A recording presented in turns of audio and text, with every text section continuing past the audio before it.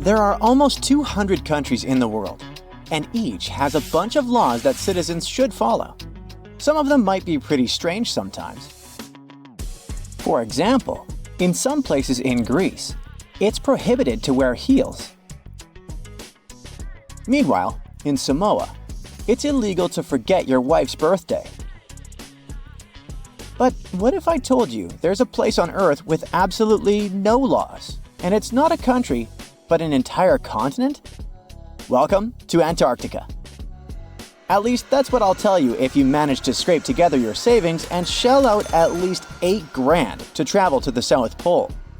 Technically speaking, there are no laws here, just like I mentioned before. Since it isn't a country, it can't have any laws. The situation there isn't too different from being out in international waters. If there were laws governing Antarctica, that would imply it's a sovereign territory ruled by some government or governments. Sorry to burst the bubble for all the power-hungry folks, but this continent isn't up for grabs.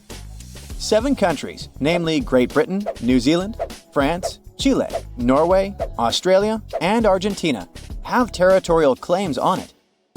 And there are actually people living there right now. So, how do things get done in Antarctica? Its status is like a no-man's land, and world powers plan to keep it that way. In reality, the international scientific community governs Antarctica, since they're the ones working and operating on the continent. However, this cooperation likely wouldn't have been possible without the Antarctic Treaty of 1959, which laid the groundwork for how everything functions today. To be honest, this treaty isn't something that can pique your interest. It basically states that Antarctica should remain neutral and includes some basic information about its territorial status. That's all. There's really nothing useful for the average traveler like you and me. When in Rome, do as the Romans do, right? Before going somewhere, it's cool to know specific things about your destination. Like that in Singapore, chewing gum can get you in serious trouble. Or that in Tajikistan, grown men aren't really advised to wear shorts in public. So imagine you found that money, bought the heaviest jacket you could find, and finally ventured into this land. What do you need to know? And what should you absolutely avoid doing there? It all starts with how you pack your bags.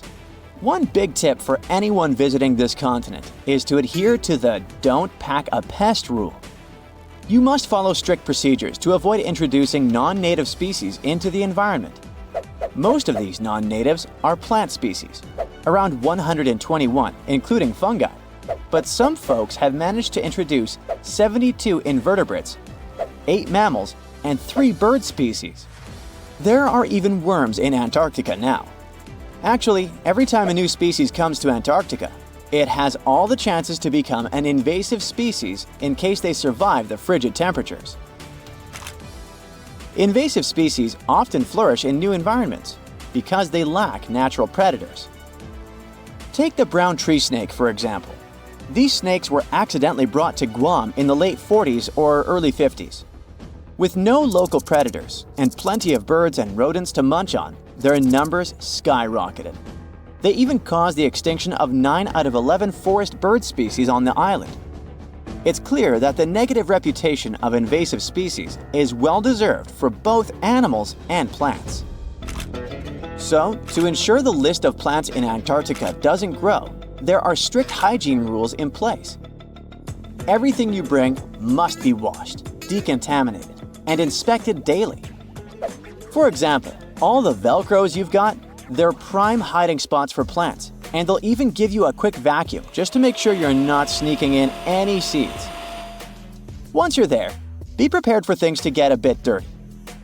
You can't take an actual shower in Antarctica. It doesn't matter if you're visiting for 1 day or 50. You just can't do it. There's no running water, so say hello to wet wipes and bid farewell to flushing toilets too. All in all, going number 2 isn't the best experience. Imagine you lower your pants while bundled up in a few down jackets and settle onto a bucket. No ceramic throne for you here.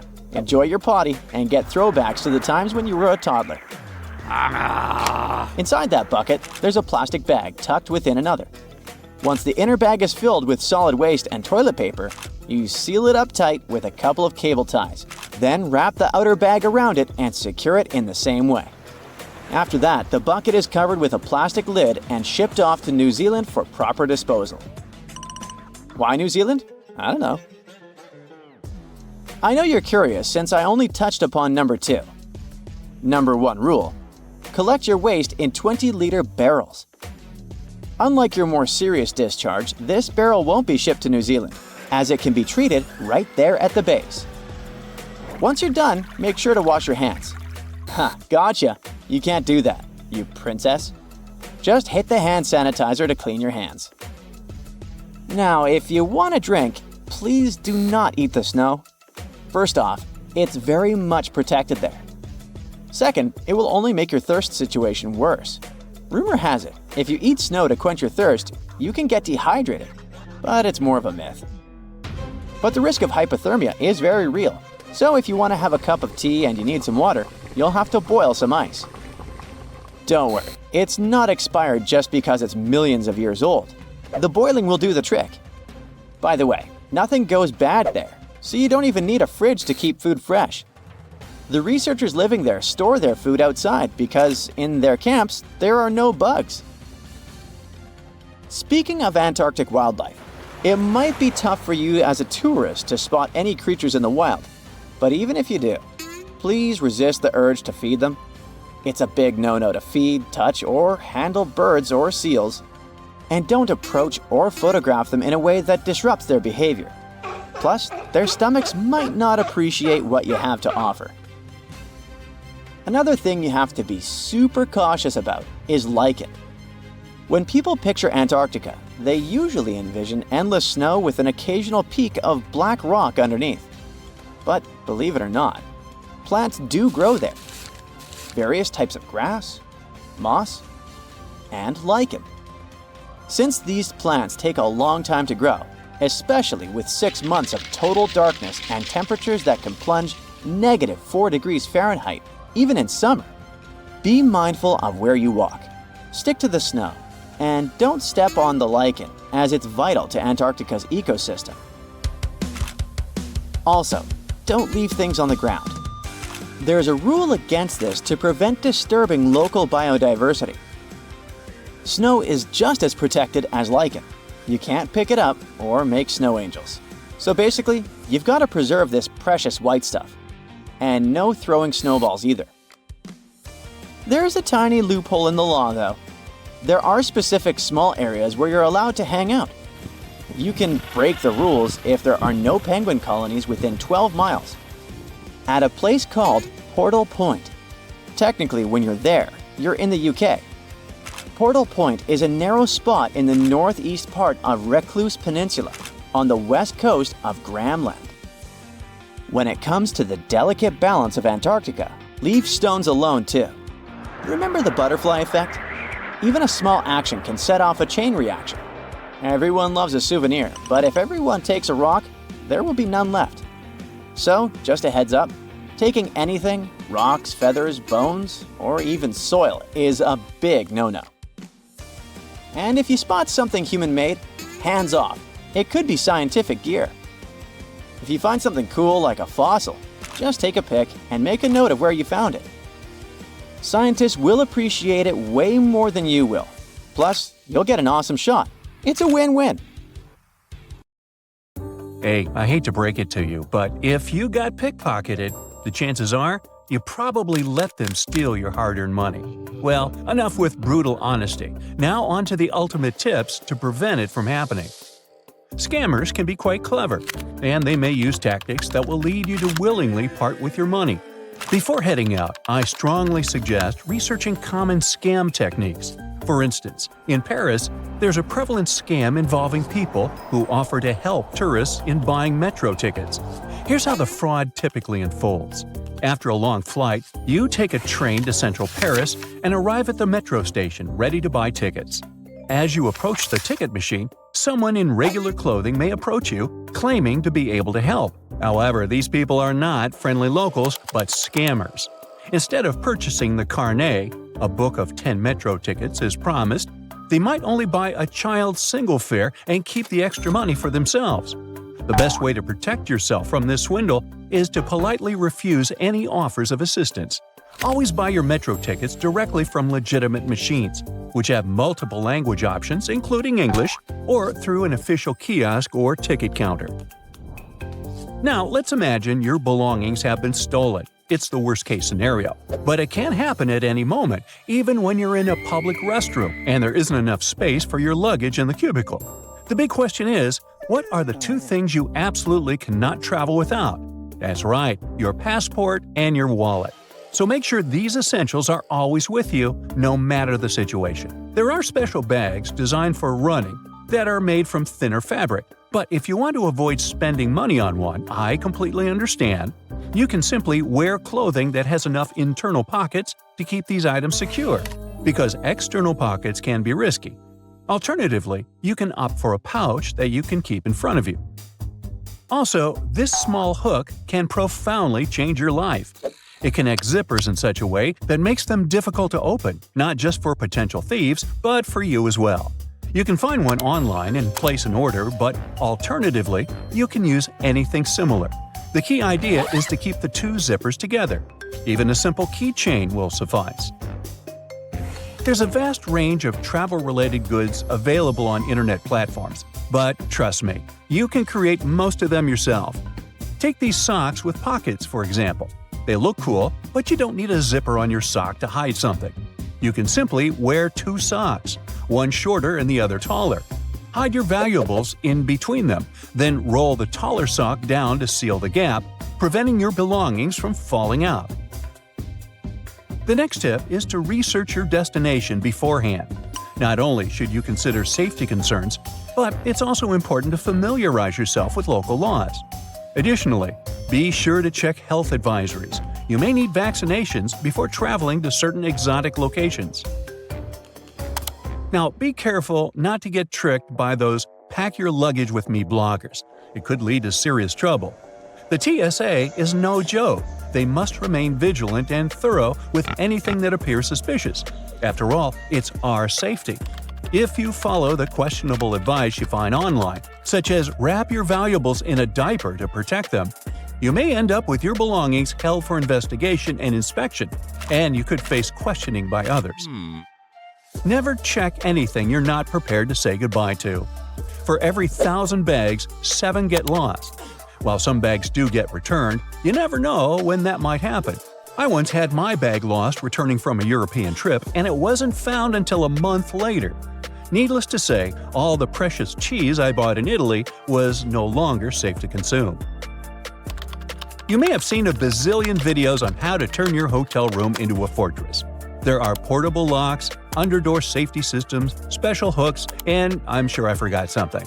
I know safety comes first, but sometimes, when you travel with carry-on only, there just isn't enough room to pack all those extra items. However, you can utilize something your hotel provides – a towel. By tightly rolling a towel and placing it under the door, you can create a barrier. While it's not perfect protection, it can make any under-the-door intrusion much harder should it occur. Whenever you travel, always make sure to keep a crayon in your wallet. They're always ready to write, and they don't need sharpening and won't run out of ink. Unlike pencils, which can break and become unstable, or pens that might burst in changing air pressure, crayons remain reliable. Keeping a crayon in your wallet has 2 main benefits. First, it's accessible whenever you have your wallet, providing a handy writing tool at all times. Second, its sturdy design helps protect your cards from bending or breaking. Ensure they remain intact while you travel. Plus, a crayon is the ideal size for most wallets, unlike longer pencils or pens. Now, when traveling, we often rely on our smartphones for various needs. It's wise to consider bringing 2 phones instead of just one, particularly if you're heading abroad. This isn't just for communication, it's a precaution against theft. In the unfortunate event of a mugging, having 2 wallets and 2 phones can be a lifesaver, as thieves typically won't expect it. Also, keep your real wallet in your front pocket and a decoy wallet in your back pocket. Similarly, carry 2 phones, placing your primary one in the front pocket and the second one in the back pocket. This way, when confronted and asked for a phone and wallet, you can hand over the decoy instead of your valuable belongings. Attracting the attention of a thief is not just about wearing flashy accessories. As surprising as it may sound, simply looking good and attractive can draw unwanted attention, especially for women. Thieves may have a skewed perception that an attractive person wearing nice clothes equals money. To minimize the risk, it's wise not to overdress while traveling. There's an added benefit to this approach. By only bringing the simple items you wouldn't mind saying goodbye to, you can create extra space in your luggage for souvenirs and local produce. You can even leave behind old clothes in a recycling bin at your destination, freeing up room for new treasures without incurring hefty airport fees on your way home. Believe it or not, duct tape is one clever trick that can help you deter thieves. Even if you have a perfectly nice phone, laptop case, or backpack, making them look a bit shabby can be beneficial when traveling to dangerous destinations. Thieves typically target brand new or high-condition items that are easy to resell, and they're less interested in items that seem like they require more effort to sell. By the way, it's not just duct tape. Anything that makes your belongings look older or less appealing will work. Use dirty and worn phone cases or unattractive bags to conceal your valuables. Remember, you're on vacation, not at a fashion week. Hey, I've got a quick question for you. Do you know which spot is the most dangerous for pickpocketing? It's the Trevi Fountain, where many thefts occur. It's not surprised, it's always crowded, making it easy for pickpockets to operate. While this fountain is located in Rome, the Italian capital isn't as notorious as Barcelona, which is said to be the hottest pickpocket city on the globe. So, wherever you stop for a coffee in a nice bar in Barcelona, or actually anywhere in the world, your bags may become an enticing target for thieves. It's important to take precautions to keep your belongings secure until you're ready to leave. One effective strategy is to attach your bag to a sturdy object nearby. For instance, you might loop a strap around a chair leg, keep the bag on your lap, or place it between you and a friend. If a thief attempts to snatch your bag, these methods will make it more difficult for them, often leading them to abandon their attempt or get caught in the act. So hey, be careful and have a good time.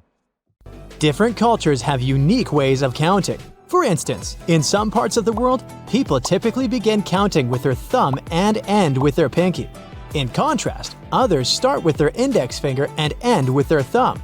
Some people begin with their pinky, and sometimes they can even start by extending their fingers in an open palm before drawing them in to form a closed fist. Alright, now let's take a little test counting from 1 to 5. You're gonna show me the numbers with your fingers, and I'll tell you what culture your gestures belong to. Let's go! Show me 1.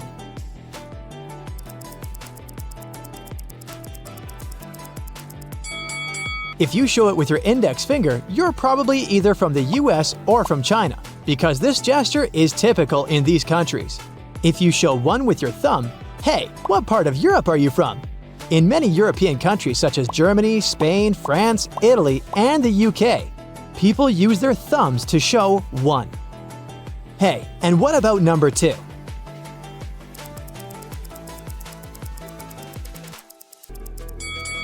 If your number looks like V and you use your index and middle finger for that, you probably belong to the American or Chinese culture.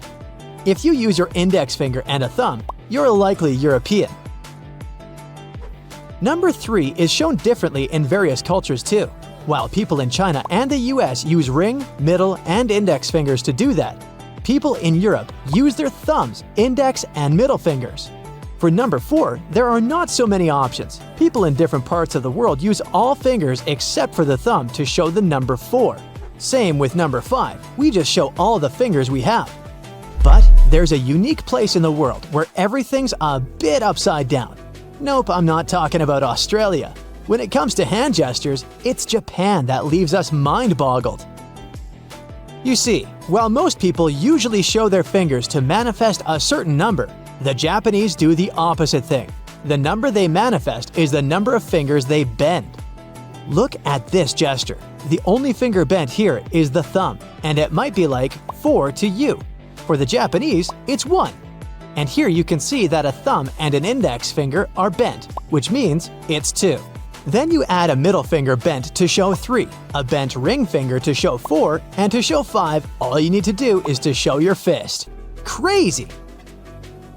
But it's not over. In India, people use the lines between finger segments to count, with each digit representing 4 numbers and the whole hand representing 20. In some Bantu-speaking regions of Eastern Africa, such as Tanzania, people use both hands symmetrically to count as much as possible. For example, they use the index, middle, and ring fingers of both hands to represent 6. Additionally, the northern Pame people of Mexico count on their knuckles, while the now extinct Yuki language in California use the spaces between the fingers for counting. Knowing how to count in different cultures is cool, but remember that at any time you visit a new country, you must be super cautious about your gestures. Something that may seem sweet and innocent in your culture may be terribly insulting in another culture. Like, is there anything bad about thumbs up? Turns out, it might mean a pretty nasty thing in Iran. Yeah, if you show thumbs up as a sign of appreciation there, you risk being misunderstood. However, most people will surely understand that you're just a tourist trying to be nice, so they won't hold a grudge against you. Pointing something with your index finger isn't really a sign of good manners, but in Malaysia, it's especially rude. So if you want to show something with your finger there, use your thumb, preferably the right thumb to play it safe. Be super careful when you want to ask someone to come up to you in Asia, especially in the Philippines. An innocent gesture like "come here" can be misinterpreted in Asia and even lead to an arrest if used to beckon someone in the Philippines. So you'd better use these gestures there for dogs only. Even looking at your watch may be easily misinterpreted depending on the country which you do that in. While it's okay to do that in Europe or the US, however some people might still get offended, it's a big no in the Middle East. A conversation there must have its natural course, and you can't just abruptly end it in the middle if you're running out of time. Another innocent gesture that has the dark side is the OK sign. In English-speaking countries, people interpret it positively, but if you do that in Latin America or France, it will be extremely rude. People in New Zealand use this sign to indicate that someone is lazy, and in Australia, the OK sign means 0. Well, I'm not surprised. Even basic communication, like nodding for yes and shaking your head for no, can be reversed in certain regions, in countries like Albania and Bulgaria. Gestures can mean separate things, notions, and reactions, but they make an important part of languages too. I'm speaking Italian. Sure thing, there are more than enough words in this beautiful language to express whatever you want, but you can spice it up with some gestures. I mean, there are even emojis of Italian origin, like this one. By the way, do you know what it means? Seems like it gets misinterpreted on social media. Well, the pinched fingers mean, "What do you want?" Some extra meaning got added later, and today, people use it on social media to discuss anything Italian, or they can show that they're impressed by something by using this emoji too. In Italian, if you bring together the index finger of both hands and then tap them together, it means that you're talking about two people, or even two things that get along. This one's pretty convenient, huh? Instead of saying you two are getting along, you can simply tap your fingers together. Also, the Italian gesture can help you substitute not only your emotions, but even nouns. Look here, this sign means money. Yeah, you can learn the Italian word soldi, which is money, but you can rub your thumb and index finger and middle finger together and get the very same meaning. So, as you can see, gesturing can be pretty cool and help season your basic conversation. However, actions speak louder than words. Do you see what I'm driving at? Well, that gesture seasoning actually is something more important than what you say. According to research, about 80 to 90% of the idea you want to convey lies in the nonverbal part of it. Here's why the so-called body language is so important. Despite many cultural differences, facial expressions such as anger, happiness, sadness, disgust, surprise, and fear are universal throughout the world. However, nonverbal behaviors like eye contact can vary greatly between cultures. In the United States, eye contact is seen as respectful, but in some Middle Eastern and Asian cultures, it's avoided to prevent inappropriate romantic interest or social discomfort.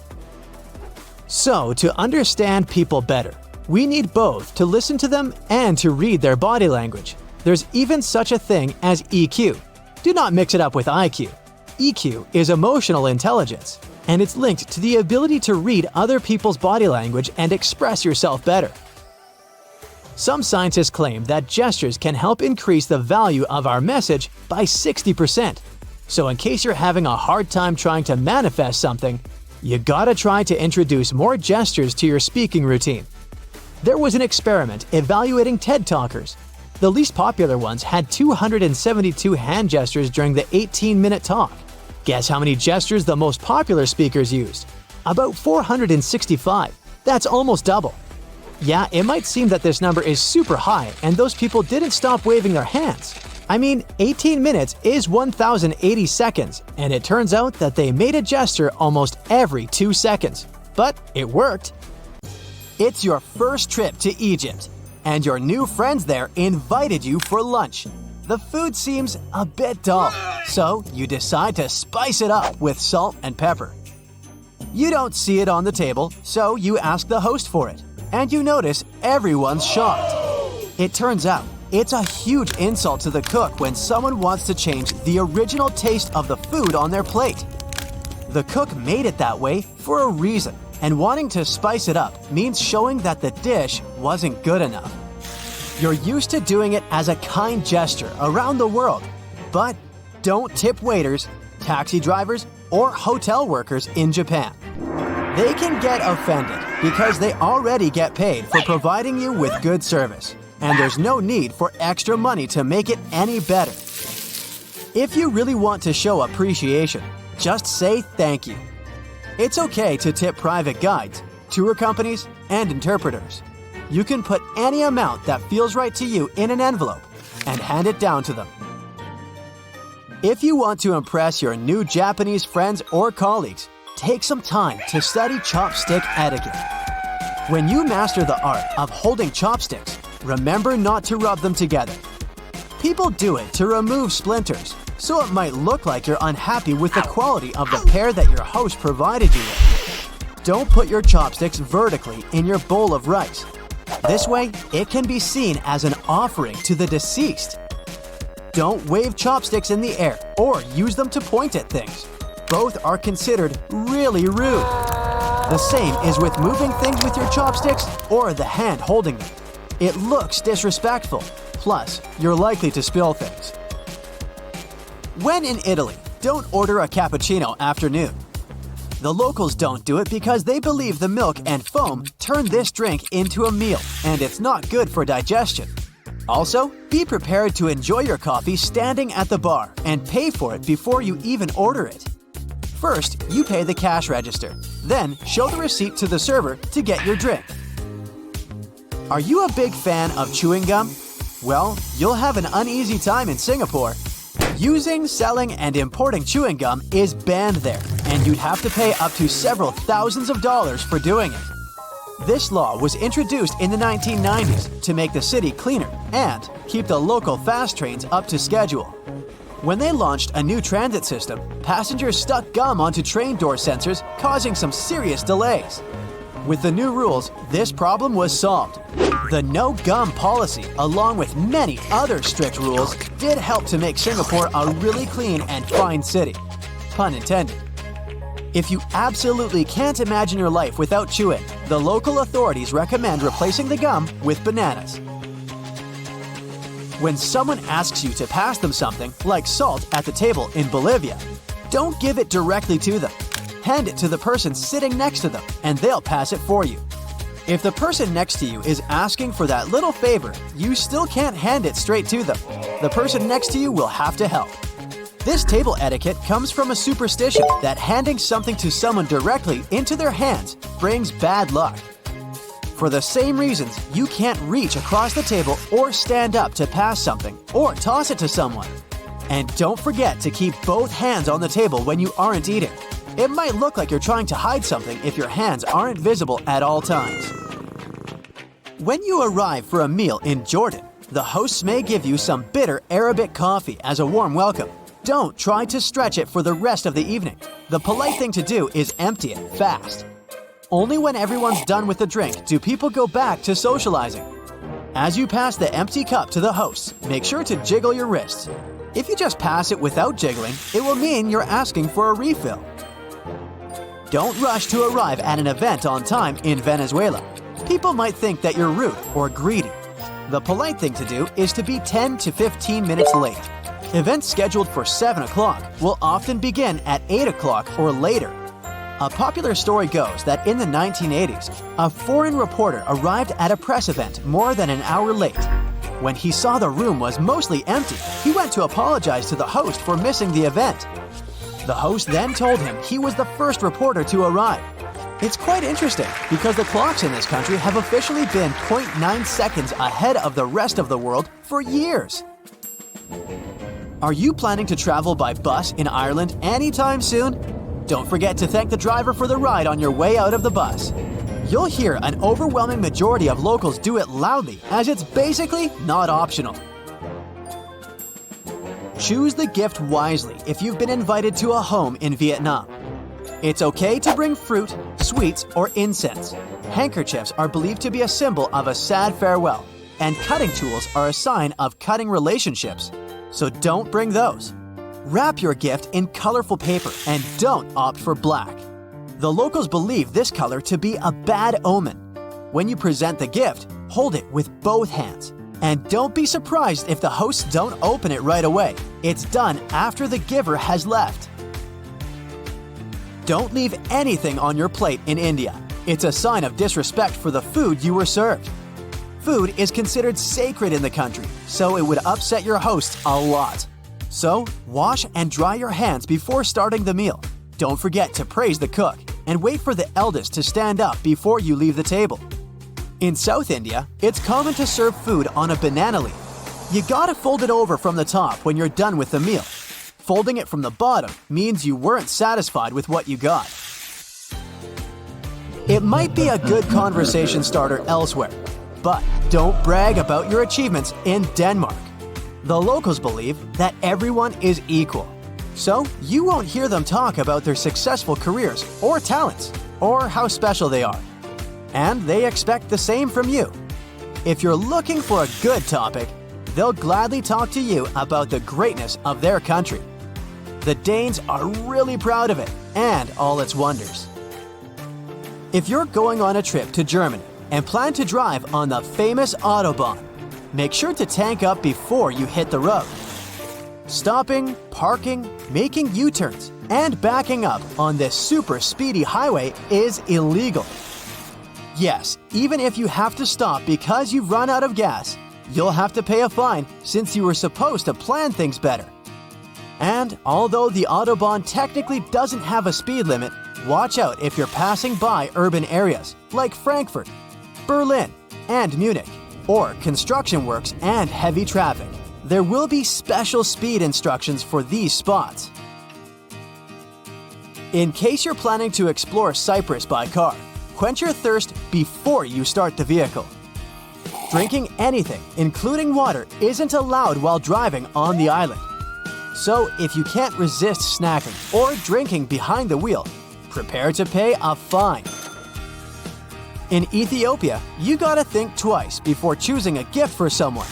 They see it as a debt they'll have to repay in the future. So, if you bring something really expensive, the receiver will either have to spend a lot of money on a return gift or feel indebted to you.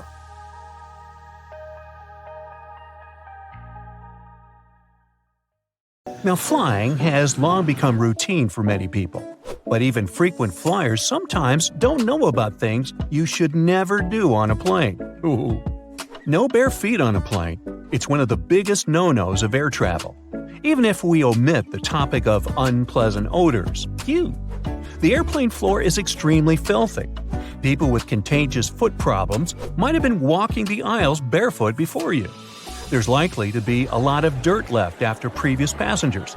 And don't even get me started on the floor in the lavatories. Ew. If your feet need some freedom, take off your shoes, but at least wear your socks, or bring along a pair of light slippers.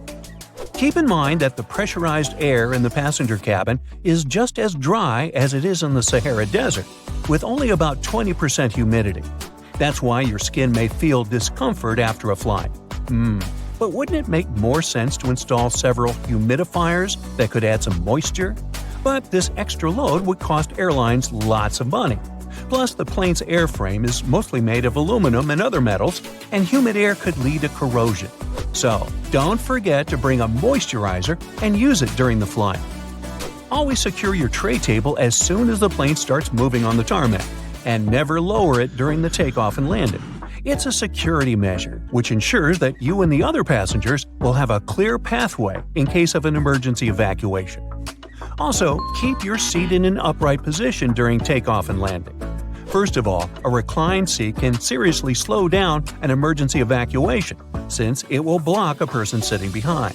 What's more, the more backward you're leaning, the harder it is to get into the brace position during an emergency landing. Now try to avoid snoozing during or right after takeoff and landing. For one thing, it's not the best thing for your health. The main problem is that the air pressure inside the cabin changes very quickly during these phases of the flight. This, in turn, affects the air pressure in your ears. It's important to be alert during this time to relax and open up your ears, for example by yawning or swallowing frequency. Chewing gum works for me. If you're sleeping, you can't do this, which can lead to permanent damage. And of course, there's a safety issue. Most accidents happen during takeoff and landing. If you're sleeping during these stages, you might not be alert and conscious enough if an emergency happens. Now, this next recommendation comes from the EPA, the Environmental Protection Agency. According to them, you might want to skip on hot drinks on a plane. The water used to make tea or coffee doesn't come from bottles, it's regular tap water. And water tanks on airplanes are often old and full of bacteria. In 2004, there was a study which found that more than 12% of water samples contained harmful bacteria. But if you still decide to have a cup of hot beverage on a plane, never pour coffee or tea on your own. Flight attendants are trained to handle this task in crowded aisles of a moving airplane and won't accidentally burn you or other passengers. Now, it's probably better if you don't order Coke on a plane. The cabin pressure, so low up in the air, causes a lot of foam. For apparent reasons, flight attendants don't want to serve you a cup filled with froth. That's why they'll fill only half the cup, then wait for the bubbles to settle, and then finish pouring. That can take ages. Keep your air vent open. This way you'll minimize the spread of germs. Planes have high-quality air filters. They'll catch up to 99% of all airborne germs, so you should be safe there. But make sure to wipe that tray table. With 8 times more bacteria than the toilet flush button, it's the dirtiest place on board. Another thing you should avoid is leaning your head on the window if you have a window seat. You never know who occupied your seat before you, and, in any case, the glass is likely to be covered with germs. Say no to backless sandals and high heels on a flight. I do. There are very serious safety reasons for such a request. The first is that both these types of footwear make it very difficult to evacuate the aircraft fast. If you wear high heels, you will anyway have to leave them behind in case the crew is using emergency slides during an evacuation. The heels are very likely to damage the slide, so off they go. Now ask yourself, do you really fancy running away from the airplane barefoot? I'll answer that for you. Nope. Instead, wear sturdy shoes with a solid sole. In this case, you won't find yourself standing on the hot tarmac or in the weeds without any footwear at all. Don't stuff heavy objects into overhead compartments. Your things may not stay inside during severe turbulence, and while falling out, they will injure you and other passengers. Ow! That's why, if it feels difficult to lift something into the overhead compartment, better put it under the seat in front of you or elsewhere. Now, don't blame the pilots for the hard landing. When you experience it in bad weather, it might be intentional. If the runway is covered with water or snow, the plane has to touch down hard in order to break the water layer and prevent aquaplaning. Otherwise, the water can perform the role of a lubricant, and the plane won't be able to brake or respond to any control. Deploying an emergency slide when there's no emergency is a bad, very bad idea. It can cause hour-long delays and cost airlines thousands of dollars to pack the undamaged slide back into its container. Why would someone do it? Apparently, some think it'll help them get off the plane faster. Well, they're an idiot. Don't be one yourself. Just keep in mind that it doesn't work this way. Don't ignore the instructions of the cabin crew to open window shades during takeoff and landing. This way, flight attendants can see what's happening outside, assess the situation, and act fast, organizing the evacuation. For example, if there's a fire outside one exit, they will redirect passengers toward another door. Avoid carrying spray deodorants or shaving cream in your carry-on baggage. Both these things tend to explode mid-flight and therefore aren't allowed on board the airplane. A much better idea is to choose stick deodorants. You also mustn't keep power banks in your checked luggage, and if you want to bring one on board, its capacity shouldn't be more than 20,000 milliamps. Besides, you shouldn't use them during the flight since they might catch fire. In general, lithium batteries are safe to use, but since they're high energy, they can catch fire if they're not treated with care, misused, or if there's a manufacturing fault. Such batteries have been the cause of quite a few fires on board airplanes, as well as during ground handling. Do not worry about airport scanners, they won't harm your health. Otherwise, airport employees wouldn't be able to stay near them without special clothing. Even when you're passing by a baggage scanner, the risk is minimal. And the last one, don't act like a jerk on board. Behave yourself. I know you will. Also, never try to land a plane on your own. Nah, don't laugh, I'm not kidding. In movies, they often show us that something happens to the pilots and they can't land the plane. And that's when the main character, a very skillful person, starts their game. Unfortunately, it's close to impossible to do it in real life, even if a person is a genius, is fond of computer simulators that match the real model of an aircraft 100%, and is ready to follow all the instructions from the ground. They're likely to fail due to one simple aspect: stress. It is true that there have been cases throughout history when amateurs landed smallish private planes after the incapacitation of a pilot. However, there has never been a case of a non-professional pilot landing a commercial passenger airplane. It's only in the movies. You check into your hotel room, connect to Wi-Fi, jump on the bed, and post 15 photos of your new window view. When the initial surge of excitement is gone, you notice a suspicious blinking light on your big TV. Could it be that someone is watching you? Or have you just seen too many spy movies? Well, hidden cameras come in all shapes and sizes. Large ones are easy to spot, but the small ones can be really sneaky and inconspicuous.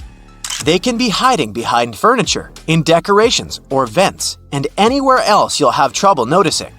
There are even special cameras that can be hidden in everyday movable objects like alarm clocks, picture frames, vases, and lamps. Check to see if these objects are facing at a strange angle or if they're positioned to get the best view of your room or bathroom.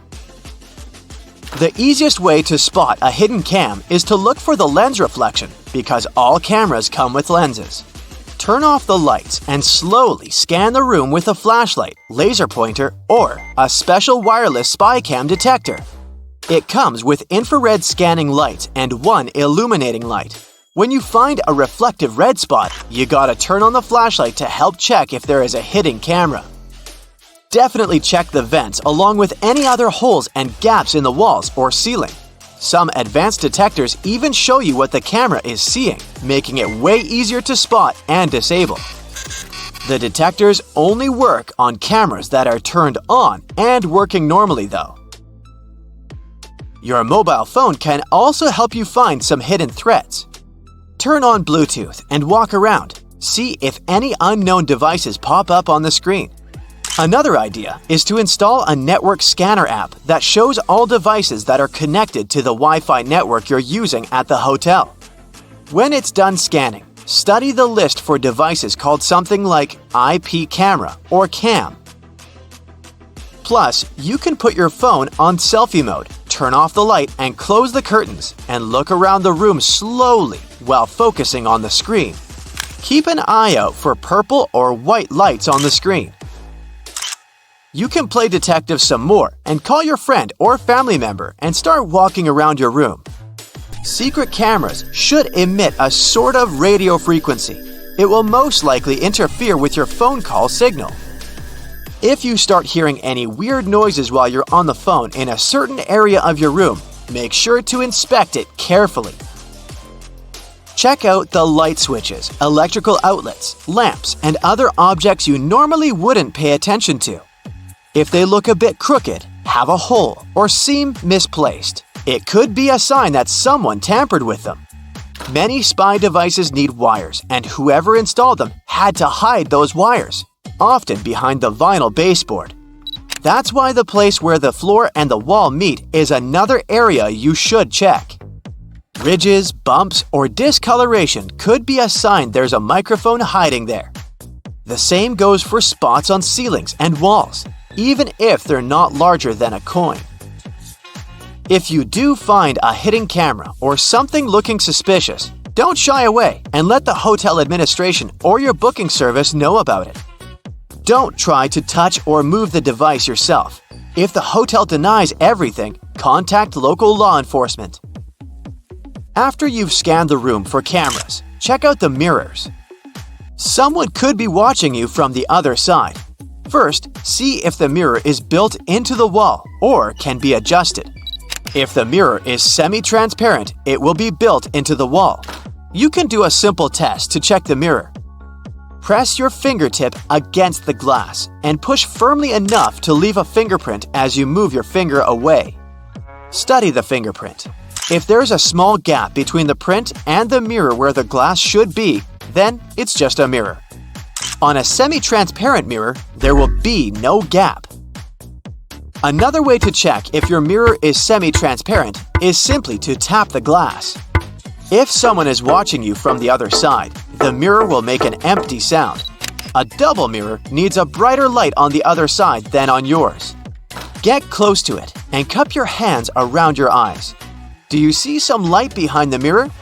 If so, you might have an unwanted audience. Before you leave your room or go to bed, make sure every door is securely locked. By every door, I mean not only the entrance to the room, but also the door leading to the terrace, if you have one. You can bring a portable door lock with you for extra security if you're staying in. You could also start a little DIY project and wrap a belt or a bag strap around the arm that pushes the door shut.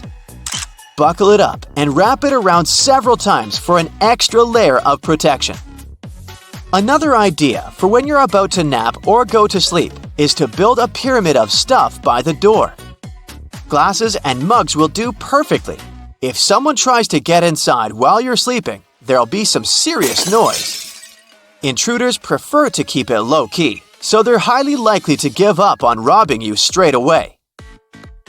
If you travel with some valuables and don't feel comfortable leaving them around the room, you could put them in the safe inside your room.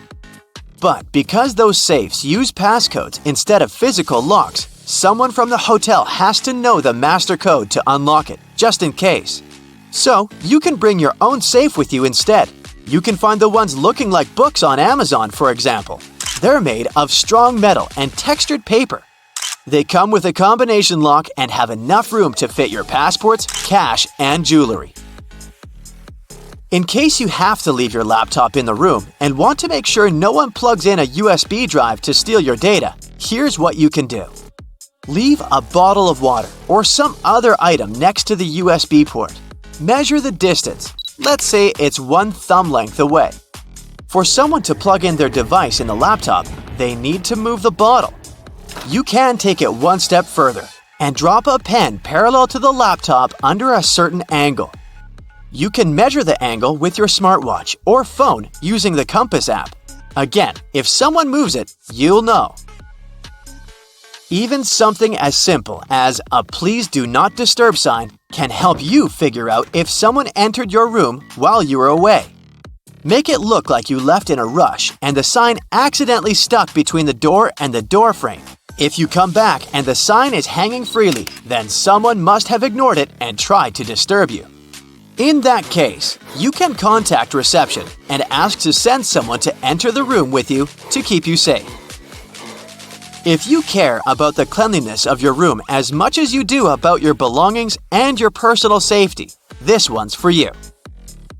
Hotel housekeeping workers normally have up to 20 rooms to take care of on an 8-hour shift. It means they'll have no more than 30 minutes for your room. It gives them enough time to make the bed, clean the floors in the room and the bathroom, empty the trash bins, and dust all surfaces. But they rarely have the time to take care of smaller objects like light switches, door and drawer handles, and remotes. And yes, these are exactly the objects you'll be in contact with the most. They can actually have more germs than the toilet. So if you want to be sure those germs won't land on your hands, bring enough antibacterial wipes to clean all those things before you touch them. If you're going on vacation, I'm sure you forgot to pack a couple of useful items, like a crayon or a pillowcase. I have collected the best travel tips for your ultimate vacation. You should carefully think about when you are planning to go somewhere. In case you have some kind of flexibility, just forget about going on a trip in July. You don't need to travel during the busy season. It's too expensive and there are way too many people. The best time to travel is during the shoulder season, which is between the high and low seasons. In Greece, for example, it's April and May. In September, October. The weather is already or still great, but there are fewer people and the accommodation is way cheaper. When searching for flights, always do it in incognito mode. If you do it in the regular mode, the saved cookie files will track your searches, and cheaper flights will be less likely to pop up since you've been searching for a while. Don't give yourself away. Always go incognito. Another trick is to pick a different home country and currency, the one with a better exchange rate. This way you can buy tickets in different currencies that will be way cheaper. Next, when buying the ticket, make a flyer account, no matter the airline you travel with. Airlines gift you miles, and when enough, you can get a free flight. Even if you travel with different airlines, there is no need to miss out on an opportunity. And yes, don't dispose of your plane ticket after the trip until you saw that your miles were posted on your flyer account. Also, if you ever need to cancel a non-refundable ticket, just don't cancel it and don't show up. In case something happens and the flight gets canceled, you will get your money back because no one knew you weren't going to fly anyways. As for picking the seats, if you fly with someone, don't pick the seats next to each other. Keep the middle seat between you, and there will be a higher probability that it won't be booked unless the plane is full. If you're lucky, you'll have 3 seats for the 2 of you. But if you end up getting a neighbor, you can just ask them to switch seats with you so that one of you can sit next to each other with whoever you're traveling with. Most people will be happy to switch.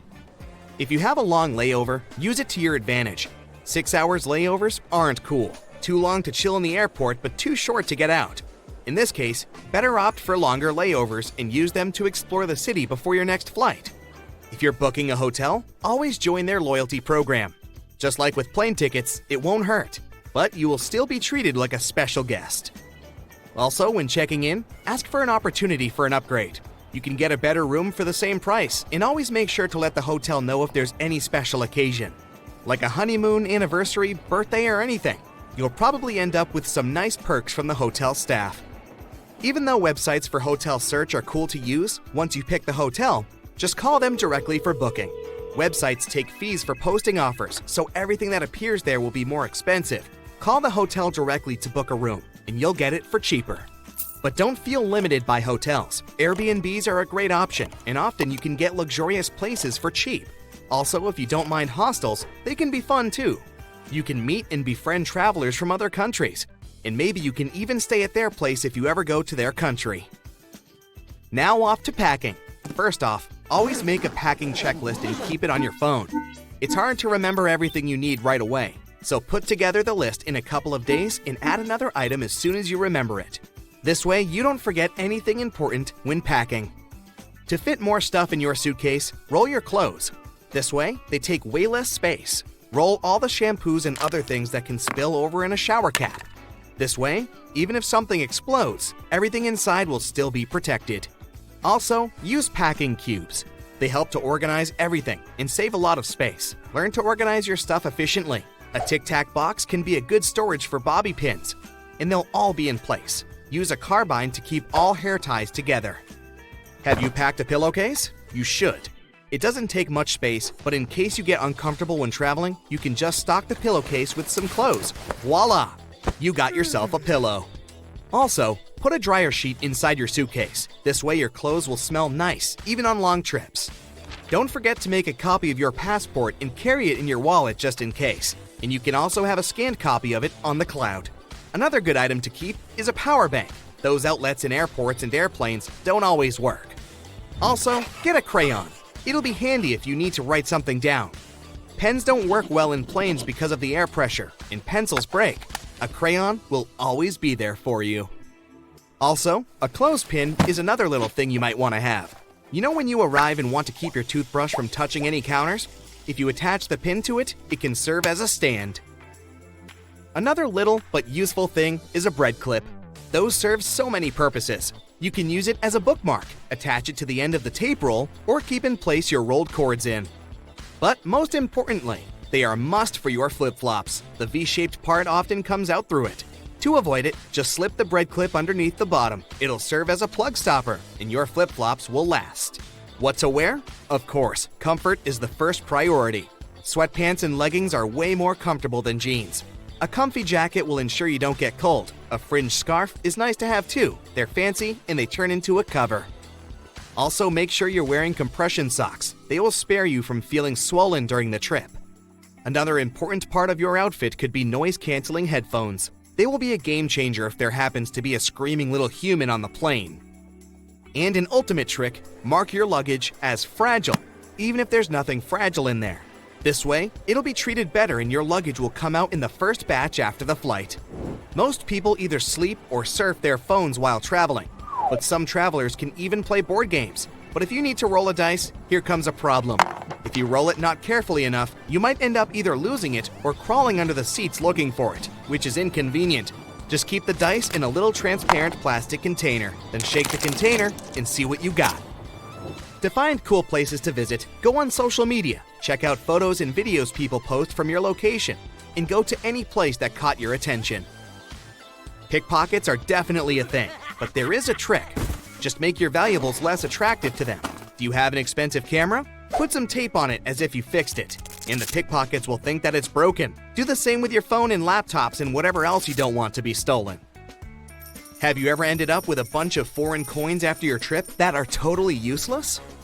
Some coins and bills are cool to keep from trips as souvenirs, but too much is too bothersome. To avoid it, just donate your leftover coins before you leave the country.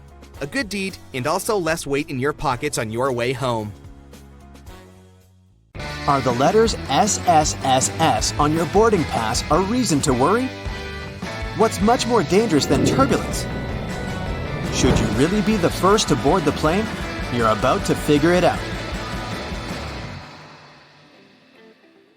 You might have noticed that most planes have blue seats. There's no mystery here. Airlines opt for this color because it's considered to have a calming effect. This color supposedly puts passengers at ease and helps even the most nervous flyers to relax. But there's also another, more practical reason. Stains, dirt, and scrapes are less visible on dark blue fabric. Never throw your boarding pass away in a public place. It contains tons of your sensitive information, including your name and frequent flyer number. This, in turn, may allow someone else to check your future bookings, change your seat, or even cancel your flights. So the best way to deal with the boarding pass for a flight you've already boarded is to take it home and feed it through a paper shredder. By the way, if you ever see the letters SSSS or S on your boarding pass, get ready for additional security checks. Instead of these letters, there may be a checkerboard pattern. Anyway, if you have any of these marks, your carry-on luggage can also undergo a thorough inspection. Why might they choose you for secondary screening? Some of the criteria are making a one-way reservation or paying cash for your ticket.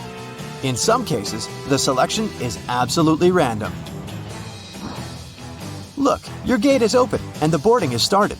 Wait, where are you running? There's no need to hurry. The trick experienced Globetrotters use is always board last. For one thing, you don't have to waste time standing in line. Then, there are fewer people on the jetway and in the aisle, and you spend less time on the plane. No one is going to take your seat anyway. There's one exception though. If you have a bulky carry-on bag, it may make more sense not to board last. Otherwise, the chances are high that all the overhead bin space will be occupied by the time you reach your seat. And then your bag may end up in another part of the plane, and you'll have to wait till the other passengers disembark before you get to your luggage. Duh! Before takeoff and landing, flight attendants usually flip a small switch on the bathroom door. This prevents it from flying open when it's not supposed to. With the same ease, a flight attendant can open the door when someone is inside. Look, they only need to lift the lavatory sign and move the knob into the unlocked position. Pilots don't worry about turbulence. That's because they know that there is a thing way more dangerous than any turbulence. It's an updraft. In most cases, turbulence only drops you a couple of feet down, even though it might feel as if you're falling from the top of the Empire State Building. If the turbulence is strong enough for the pilots to ask flight attendants to sit down, the plane can go 10 to 20 feet down. The most extreme white-knuckle turbulence is super rare. But an updraft is a big air mass, part of a storm or some other weather phenomenon, moving upwards. Pilots don't see updrafts on their radars at night, and when a plane hits one, it feels like driving over a huge speed bump at 500 miles per hour. An updraft is also extremely treacherous because it can push an aircraft upward to dangerous altitudes. Modern planes have a special system that detects other aircraft, mountains, and different solid objects in their path. 10 miles away from another plane, and a voice in the cockpit starts chanting, "Traffic, traffic." 5 miles closer, and the same voice begins to give pilots the directions. Airplanes can operate with one engine, even during takeoff and landing. Both engines failing simultaneously is almost unheard of. But even then, a plane wouldn't drop from the sky like a rock. Pilots would have up to 20 minutes to find a suitable place to land. The way the cabin is pressurized has a great effect on your taste buds. You lose up to 30% of your ability to taste sweet and salty things. In other words, it's not that airplane food isn't tasty, you just don't feel its flavor. That's also the main reason why airline catering companies add extra salt and spices to the dishes they cook. But you know what may help you? Noise-canceling earphones. For some reason, that probably has a scientific explanation. Cutting off all that noise around can help your taste buds. Each of those dings you hear during the flight has its own meaning. In most airlines, a boing soon after takeoff indicates that the landing gear is getting retracted. 3 dings in a row means more urgency than just one. A high-low ringtone informs crew members that their colleague needs them in another part of the plane. 3 low chimes means some serious turbulence ahead. Crew members are supposed to put away meal carts, take their seats, and fasten their seatbelts. If you're a nervous flyer, pick a seat in the middle of the cabin. Turbulence mostly affects the front and rear parts of the cabin. The middle section, which is over the wings, doesn't shake so much. Pilots and co-pilots eat different meals. The reason for this precaution is very simple. Imagine both pilots having the same dish and getting food poisoning. In this case, neither of them will be able to control the plane. If they still want to have the same dish and won't agree to have anything else, there's a safety net. Pilots don't have their meals at the same time. If one pilot ate the dish and still feels okay several hours later, the other pilot can brave their meal as well. What would you say when asked about the filthiest place on a plane? Nope, that's not the toilet seat. It's not even in the bathroom. Flight attendants warn that you should be particularly careful with headrests, seat pockets, tray tables, and seat belts. Experiments have shown that 1/3 of all seat belts have yeast and mold on them. Most tray tables are covered with bacteria. Seat pockets are extremely filthy too, but headrests are the dirtiest of them all. In most cases, flight attendants don't have enough time to change or disinfect them in between flights. If your captain announces they're finishing some paperwork, it means they're busy revising the flight itinerary or waiting for the ground staff to prepare the flight logbook. That's a journal that contains the official record of a journey. Some places, especially those flying long distances, have secret bedrooms for crew members to catch them shut-eye. These bedrooms, called crew rest compartments are located either at the back of the plane or behind the cockpit. Such a compartment can have up to 10 comfortable beds where flight attendants can have a rest. Plane windows are made of super strong plexiglass that can easily cope with high speeds. And the window panes are shaped in a special way so that the high pressure inside the cabin pushes them against the aircraft body. In other words, plane windows are very unlikely to get broken. Once upon a time, plane windows were square, but the pressure built up in the corners of such windows, making them ultimate weak spots. This means that each square window had 4 weak spots. This made them likely to crash under the enormous stress of high altitudes. Luckily, making airplane windows curved solved this problem once and forever. Such a shape distributes the pressure and reduces the likelihood of cracks or any other damage. Planes regularly get struck by lightning, at least once a year or once per 1,000 hours of flight time. These days, it's totally safe. The electric charge simply runs through the aircraft's aluminum shell. It doesn't cause the plane any damage. But did you know that airplanes not only get hit by lightning, but they also trigger it? When an aircraft is flying through a cloud, the friction between its fuselage and the air creates static electricity. Sometimes it can cause lightning. Ah yes, everyone loves a holiday. But figuring out what to pack in your luggage can be a daunting task, especially when you're limited on weight and baggage space. Not to mention, you're likely to do some holiday shopping on your adventure away from home. So, you're gonna need extra space on your return for all those souvenirs you've collected. Accumulating too much weight or bulk can end up costing you a handsome fee with the airline if you're not properly prepared.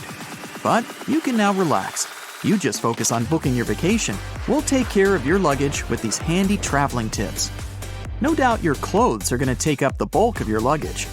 Considering most airline standards permit 1 bag for most local trips and up to 2 bags for longer distances, that doesn't grant you a whole lot of space if you plan on being fashionable on your getaway, especially in the winter. However, this doesn't mean you have to turn your undergarments inside out for repeated use. The key here is to be clever with how you pack. Firstly, you might want to consider how you're folding your clothes. The most space-efficient method to store your wardrobe in a suitcase for travel is to roll up each item. Think of your clothes like those sleeping bags you used to take on your camping trips. They always seem too thick for their compacted covers, but with perseverance, you could roll it up tight enough to fit inside. Now, you don't need to wrestle with your clothes quite as much, but the same principle here applies. Start by folding your shirts, pants, and whatever else you plan on packing neatly, similar to how you might find them on a clothing store shelf. Then, when you have them in a relatively rectangular or squared-off shape, roll them up tightly. Now that you have your little clothes logs, start packing them into your bag. And behold, extra space! Now, here's something we've all experienced arriving at our holiday destination. We drop our suitcase on the hotel bed, open it up, only to find all our clothes unfurled and scattered like a tornado stormed through our bag. Your luggage has had a rough journey from your home to your holiday destination. It's been dragged through airport terminals, tossed around by baggage handlers, and rocked back and forth during in-flight turbulence. A simple stationary item, rubber bands, will help you keep your clothes neat. Now that you've got them rolled up, place a couple of rubber bands around them to keep them from unfurling. This is an especially neat trick if you want to roll an outfit together as one. Maybe you've got head-to-toe denim that you can't wait to rock on your getaway. Fold up your clothes as before, then layer the different items of your ideal outfit atop each other. Roll them up as one, then use the rubber bands to keep them together. You can preemptively decide your day-to-day outfits before you even board the plane. However, you may still prefer to fold your clothes, especially business or formal shirts and pants. Lucky for you, we have a handy trick for that too. Instead of folding each item individually, we're going to lay it out all on top of each other. Start with your shirts and tops, alternating with one on top and one on the bottom, keeping the necks of your shirts at the center. Work your way down to your pants and smaller items until they're all laid out flat. Try to keep your pants in the middle. Finally, Start folding your items in on themselves, with the shirts creating the outer layer, until you end up with a neat bundle, like a present. You should be able to sit your bundle squarely into your bag. Want to save even more luggage space? Instead of putting your undergarments and socks into their own section, try fitting them into available spaces and gaps within the rest of your luggage. If you plan on taking a cap with you, for instance, the inside of your headwear is a great space to store your socks. This applies to other small luggage items too, such as phone chargers and ties. Though keep in mind that you can also lay your ties and belts out flat across the clothes in your luggage to conserve space. And if you're really limited on baggage size, say all you have is a carry-on for a fortnight-long trip, here's another method. Get yourself some compression bags to store your clothes in. These bags will compact multiple sets of clothes into the size of a small laptop bag. Fold up the clothes you intend to pack and store them into the compression bag. You should be able to fit 8 to 10 standard clothes items or a few bulky ones. Once you've filled the bag, seal it and squeeze the air out through the built-in one-way pressure valve. The easiest way to do this is either by rolling it, and you should be pretty good at rolling your clothes by now, or by using your knees to apply pressure. You should be able to fit 2 to 4 of these compression bags in your standard carry-on suitcase, which is especially helpful if you want to save money by avoiding checked-in luggage. And you can take even more clothes on board with you if you stick them into a pillowcase. The best thing about this tip is that it also doubles as a comfy pillow for you to rest your head on during the flight.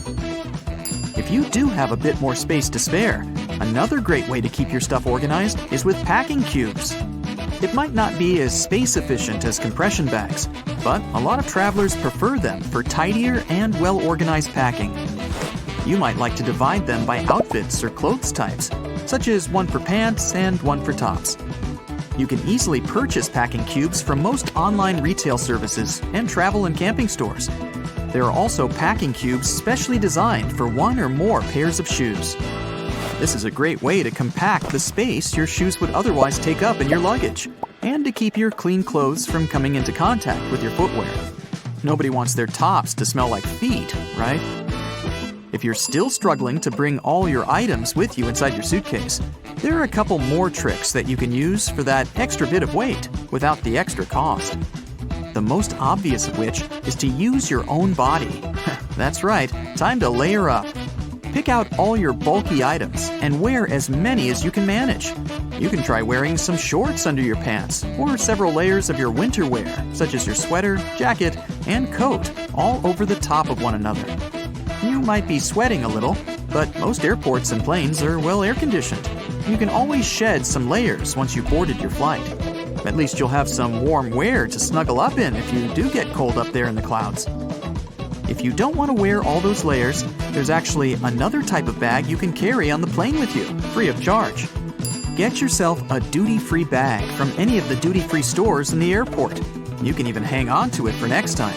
Store all your extra items in your duty-free bag and carry it onto your flight at no additional cost. It's also worth considering what type of luggage you're using. More importantly, how much it weighs. A lot of people forget that the standard 15 pounds permitted by most airlines includes the actual weight of their suitcase.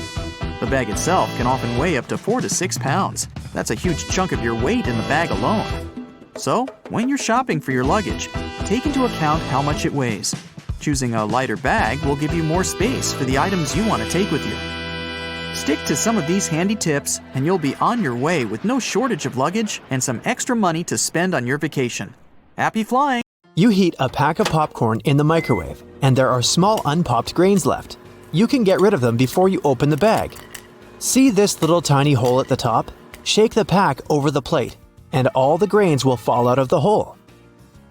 It's much better to peel off the stickers, not from the bottom to the top, but tear them off from the side. This way, the paper remains flat, and its low side doesn't bend.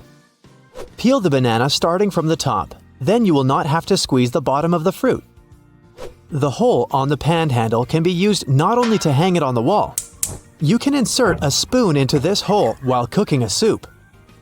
Cardboard containers with Chinese food can be opened so that 4 paper walls lie flat on the table.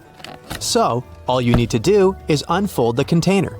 This way, you'll get a very realistic plate, and scorching food will cool down faster.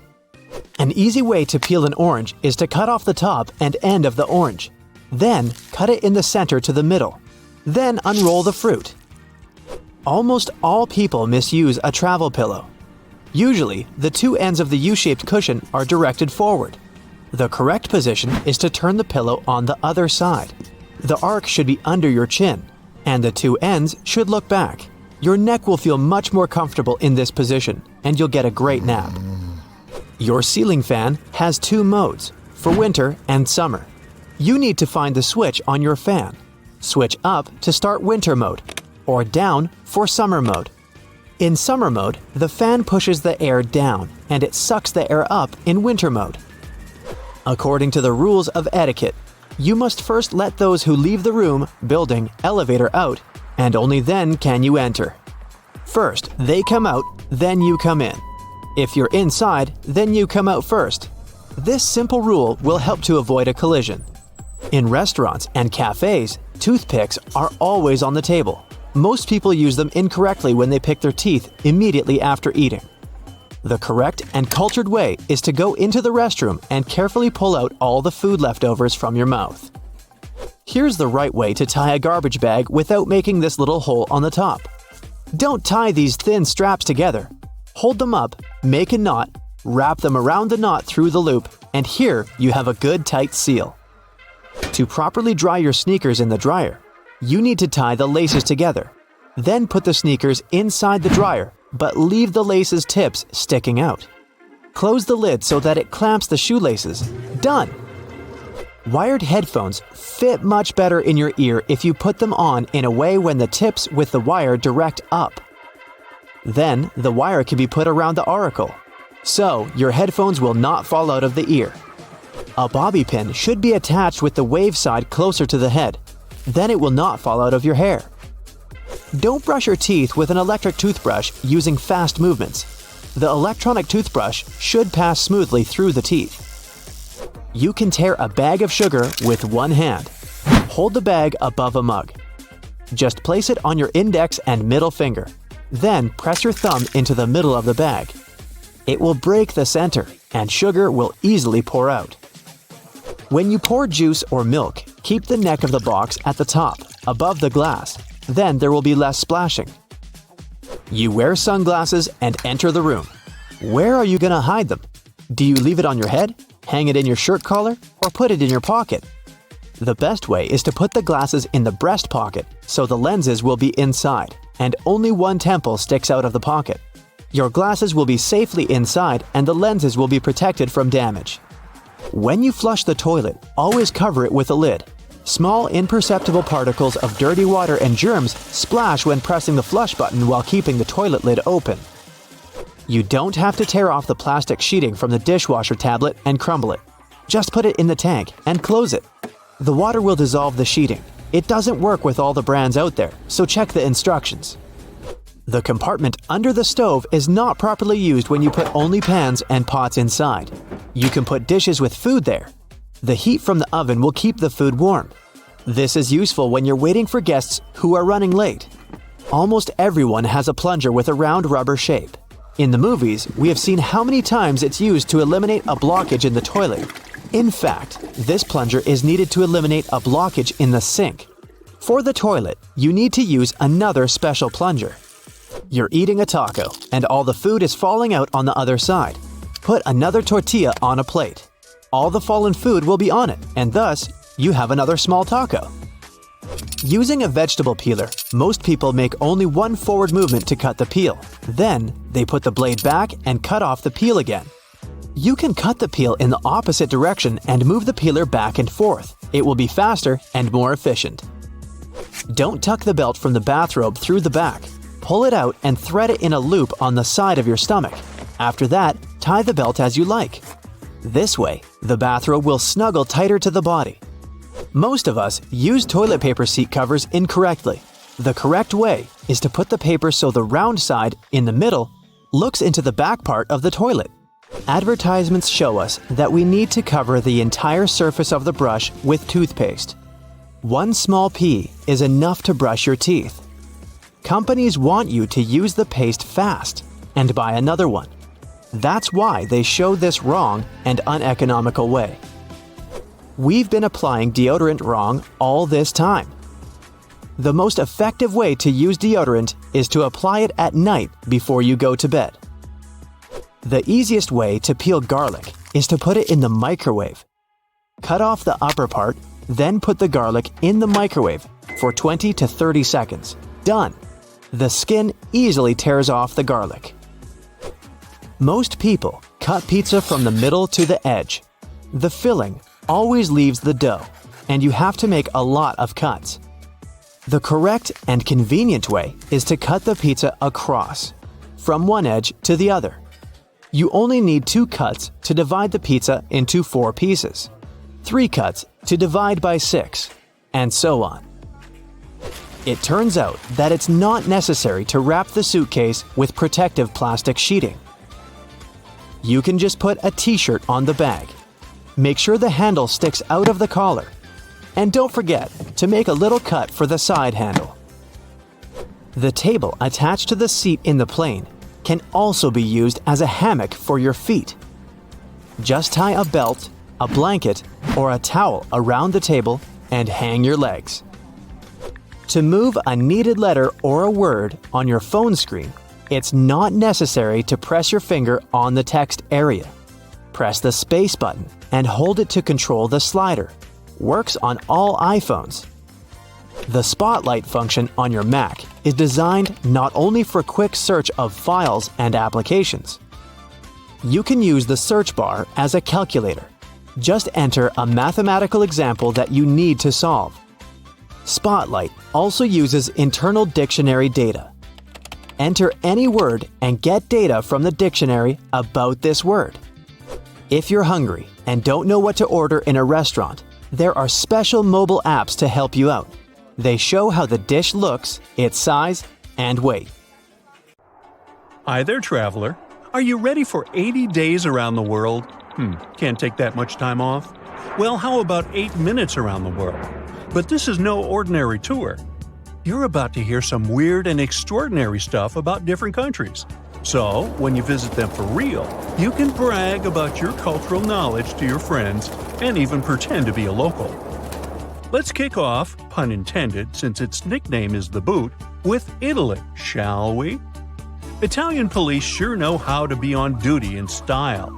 Not so many years ago, a Lamborghini was added to the police vehicle fleet in Italy. It probably helps them catch criminals fast.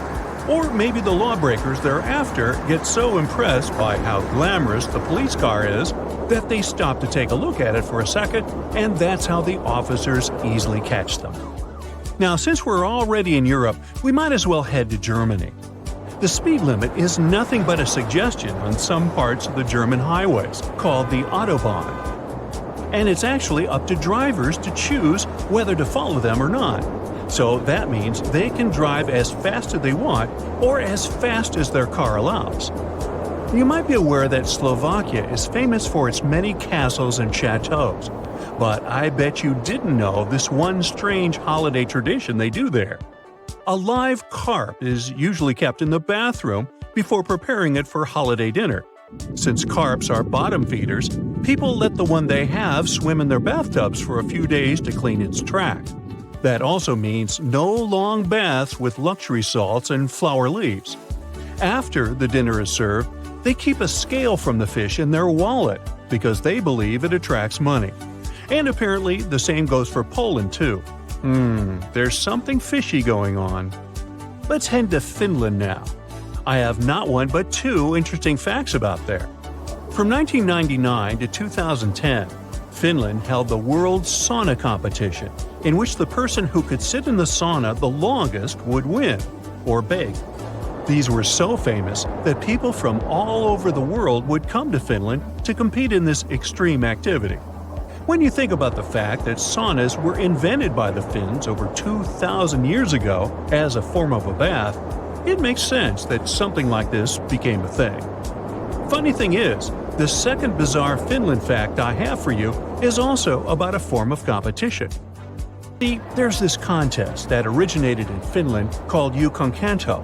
in which men participate in running a specific distance while carrying their wives. It even has a category in the Guinness World Records. The goal of this race for the contestants is to carry their partners through special obstacle tracks in the fastest time. Now, in case you're wondering, the original course consisted of rough, rocky terrains with fences and brooks back then, but it has been altered since to suit modern conditions. The International Wife Carrying Competition Rules Committee, yes, that's a real thing, set the rules for the track to have 2 dry obstacles and a water obstacle about 1 meter deep. The Wife Carrying World Championships have been held annually in Finland since 1992, and the winner gets their partner's weight in drinks, not gold. Talk about competitive spirit, huh? Meanwhile, Sweden, Finland's neighbor, is no slouch when it comes to having some bizarre facts of its own. If you're one of those people who is not a fan of sushi, you sure are not going to like this one. In Sweden, rotten fish is an actual food item called surströmming. Okay, to be fair, it's not really rotten. It's just lightly salted and fermented. However, it does smell rotten indeed. This version of Baltic sea herring has been a staple of Swedish cuisine since the 16th century. The fermentation process of the fish takes at least 6 months and gives the dish a somewhat acidic taste and a characteristic strong smell. So much so that it's now known as one of the world's smelliest foods. Now, might as well visit Harry Potter's motherland before we leave Europe. Now, I'm not going to say people in the UK go to school on flying brooms or anything, even though we probably all wish that was possible. But trust me, this one is as unusual as that. People in the UK have a competition to roll after a giant cheese wheel. Yup, you heard that right. The event is called the Cooper's Hill Cheese Rolling and Wake and is held every year near Gloucester in England. A round of double Gloucester cheese is sent rolling down a 200-yard hill, and participants race down after it. The competition was traditionally held by and for the people who live in the local village of Brockworth, but now they accept people from all over the world to take part in it. So write your name down for next year, and you might just win the prize, which is, what do you think, bad-smelling fish? No, it's cheese, of course. We're going to travel slightly east now and visit Turkey. If you're one of those people who calls themselves a gourmet, then this sure is going to interest you. There's a dessert in Turkey that contains chicken meat. It's a traditional dessert that's a Turkish version of a milk pudding made with shredded chicken breast. It used to be a delicacy served to Ottoman sultans in the Topkapi Palace, but it can now be found in almost every restaurant and is a very beloved dish. Now, we can't have a work tour without visiting Asia. Our first destination there is Japan. Now, if you ever have to drive a car in Japan, this sure is going to help you not get confused. Traffic lights there have a blue go light instead of the standard green. It has nothing to do with Japan's color of choice or anything, but it's all due to the Japanese language and the fact that there used to be one word to describe both blue and green. Although the International Convention on Traffic Light Colors dictates the regular red, yellow, and green, Japan is not among the countries which signed it. Yet again, in 1973, Japanese officials declared that the traffic lights should be the bluest shade of green possible to avoid any further confusion. Now it's time to head to Singapore. When you're walking down the streets of Singapore, don't be surprised to see bamboo poles sticking out of the apartment windows. Bamboo is a widely available material there, and it has a higher weight-to-strength ratio than steel. That's why people use them to dry their laundry there, and they say it actually helps clothes to dry faster. Oh, one more thing. Did you know that in Singapore, selling chewing gum has been illegal since 1992? But don't get me wrong, chewing gum is not banned. Only importing and selling it is banned. So that's why you'll rarely see someone chewing gum on the street. However, there's an exception to this. It is still allowed to sell therapeutic and dental gums, and these can only be bought from a doctor or a pharmacist. Now, when you think about fun activities, nothing beats a good old-fashioned water fight, right? Well, every April during Songkran, the Thai New Year's national holiday, Thailand holds a water festival. Major streets are closed to traffic and are used as arenas for water fights. People of all ages participate in the tradition and consider this a part of ritual cleansing during the celebration period. Meanwhile, New Zealand, the real-life Middle-earth, is our next destination. What do you think? This is not what you get when a chimp sits down at a keyboard. This is an actual word, which I'm not even going to try to pronounce because my tongue and teeth would fall out just attempting it. But it's the name of a real place in New Zealand, and it's actually known as the longest place name in the world with all of its 85 characters. The name is of Maori origin, and it's shortened to Taumata to make things easy for everyone, especially the tourists. And in case you're wondering what the word means, it's this. The summit where Tamatea, the man with the big knees, the slider, climber of mountains, the land swallower who traveled about, played his flute to his loved one. Okay, things must have been pretty slow back then, when tooting a flute gets a town named after you. But who am I to judge? Let me continue my world tour, and now we're heading straight to Europe. Let's start our journey in Greece, a place with thousands of years of history. Even in modern days, there are still ancient ruins there that are being carefully preserved, and it's an interesting ride. The airport of Athens has a built-in museum with ancient artifacts. And here's how ancient and modern coexist there. Here's the view of the Acropolis from the street. A Spartan roaming the streets of Greece. A Redditor shared a photo of a modern building built right over the ancient ruins. The visitors can see the ruins through the glass. Greece is also very well known for its cats roaming the streets everywhere. This Redditor spotted a cat guarding the National Bank of Greece. These days, everyone is trying to reduce the usage of plastic. Some use paper straws and some go with glass straws. But this cafe in Greece offered to use macaroni as straws. I'm not sure if it's stupid or genius. Another user went to a restaurant in North Macedonia and got baffled when they served slices of pizza on waffles. Double win, a snack and no waste. In Romania, vending machines seem to be a thing. This one, for example, is a machine with ham. And here's a better one, a vending machine selling cartons of eggs. Scrambled eggs, probably. Europe is a place where old neighbors are modern, and this combination is mesmerizing. I'll show you. This Redditor shared a photo of a modern basketball court squeezed between 700-year-old walls in Croatia. And here's a photo from inside a grocery store. Look at these old columns. Modern problems require modern solutions. These traffic lights light up the ground so that people who store their phones could notice when the light changes. Italy is a work of art with thousands of years of history. I have quite a bunch of stuff for you from there. Some ruins date back thousands of years, and a lot of that gets preserved. A Redditor shared a photo of a lobby of a hotel that has a glass floor so that the ruins were visible. And these are the railing in an Airbnb. Even street signs are a work of art in Italy. Look at this one. Another Redditor shared even more designs. This Redditor showed a photo of a supermarket that is located in an old theater in Venice. Another user added one more photo of that supermarket.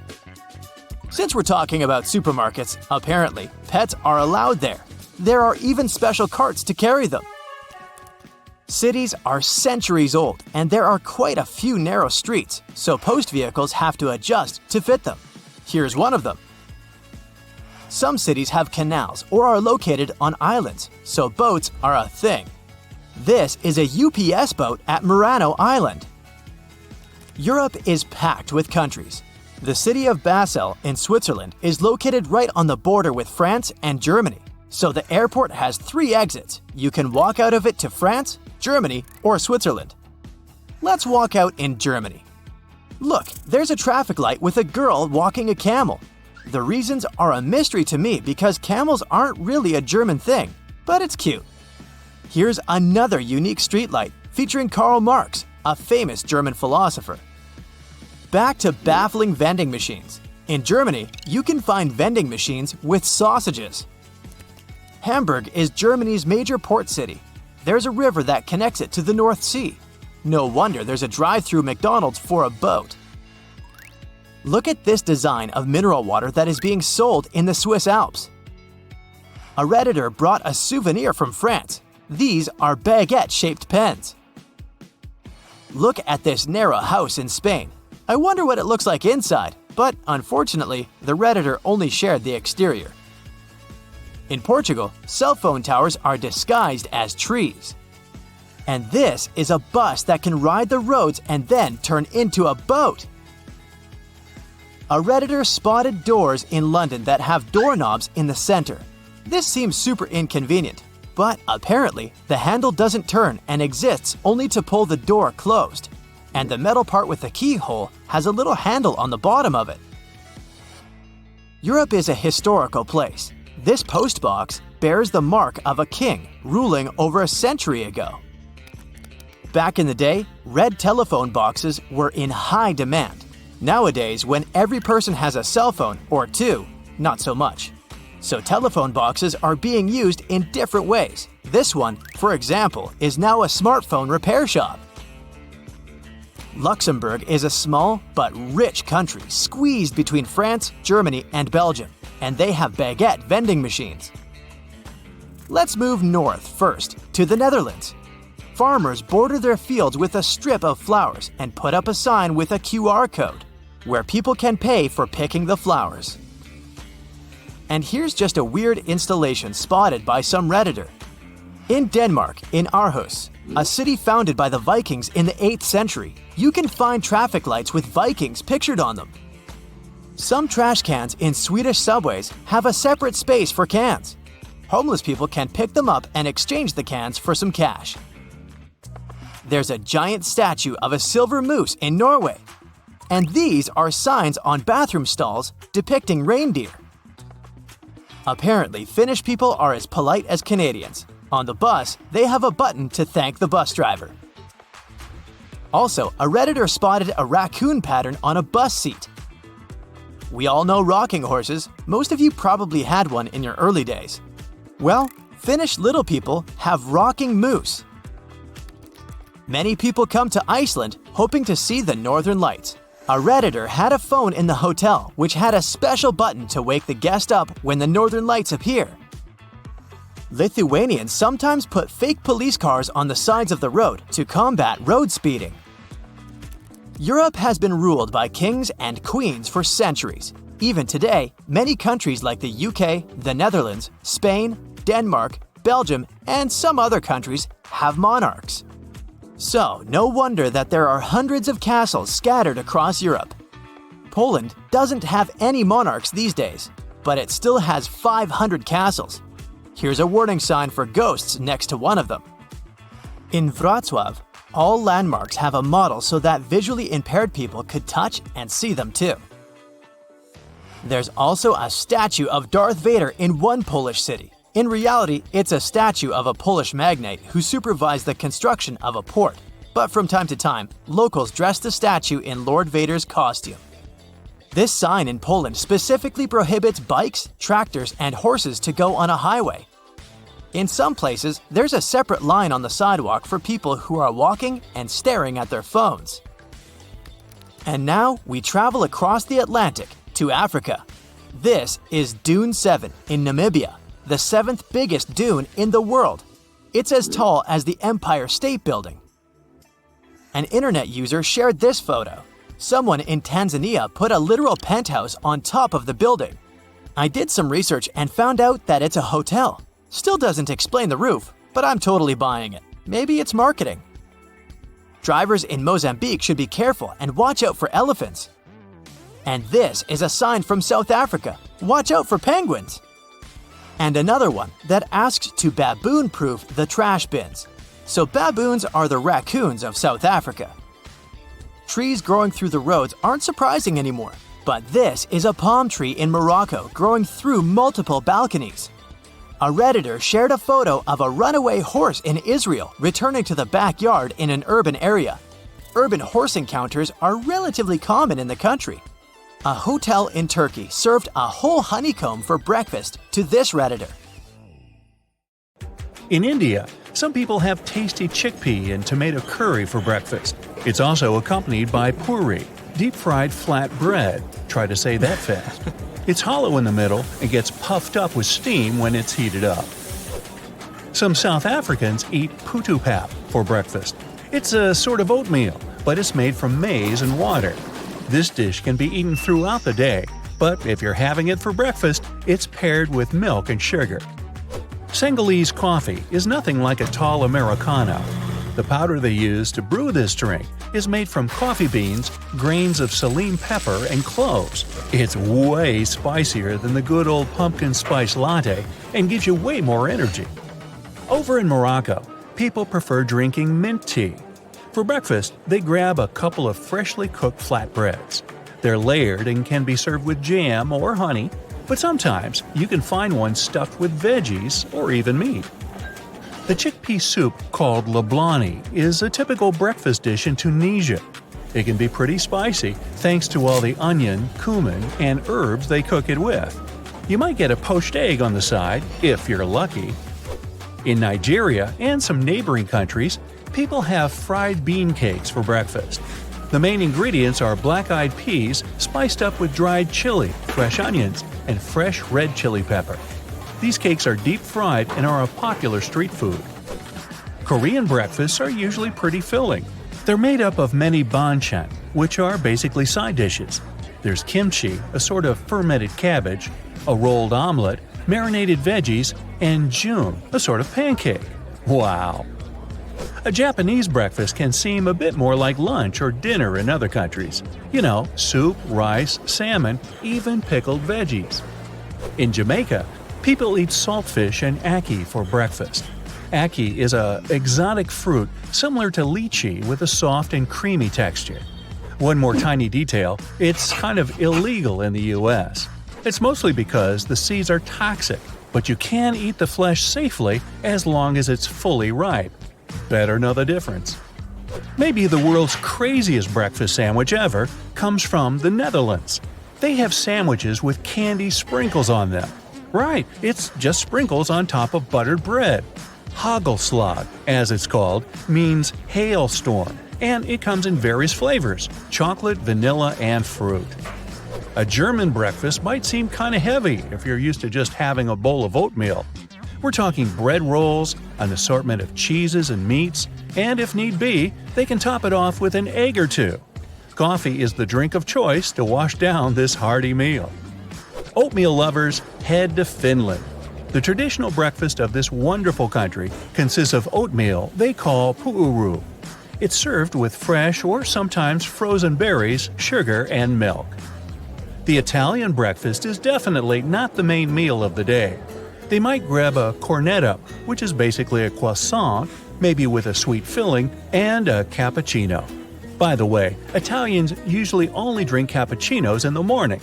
And if you ever order a latte in Italy, you'll get a glass of milk. What we call latte in English is a cafe latte in Italy.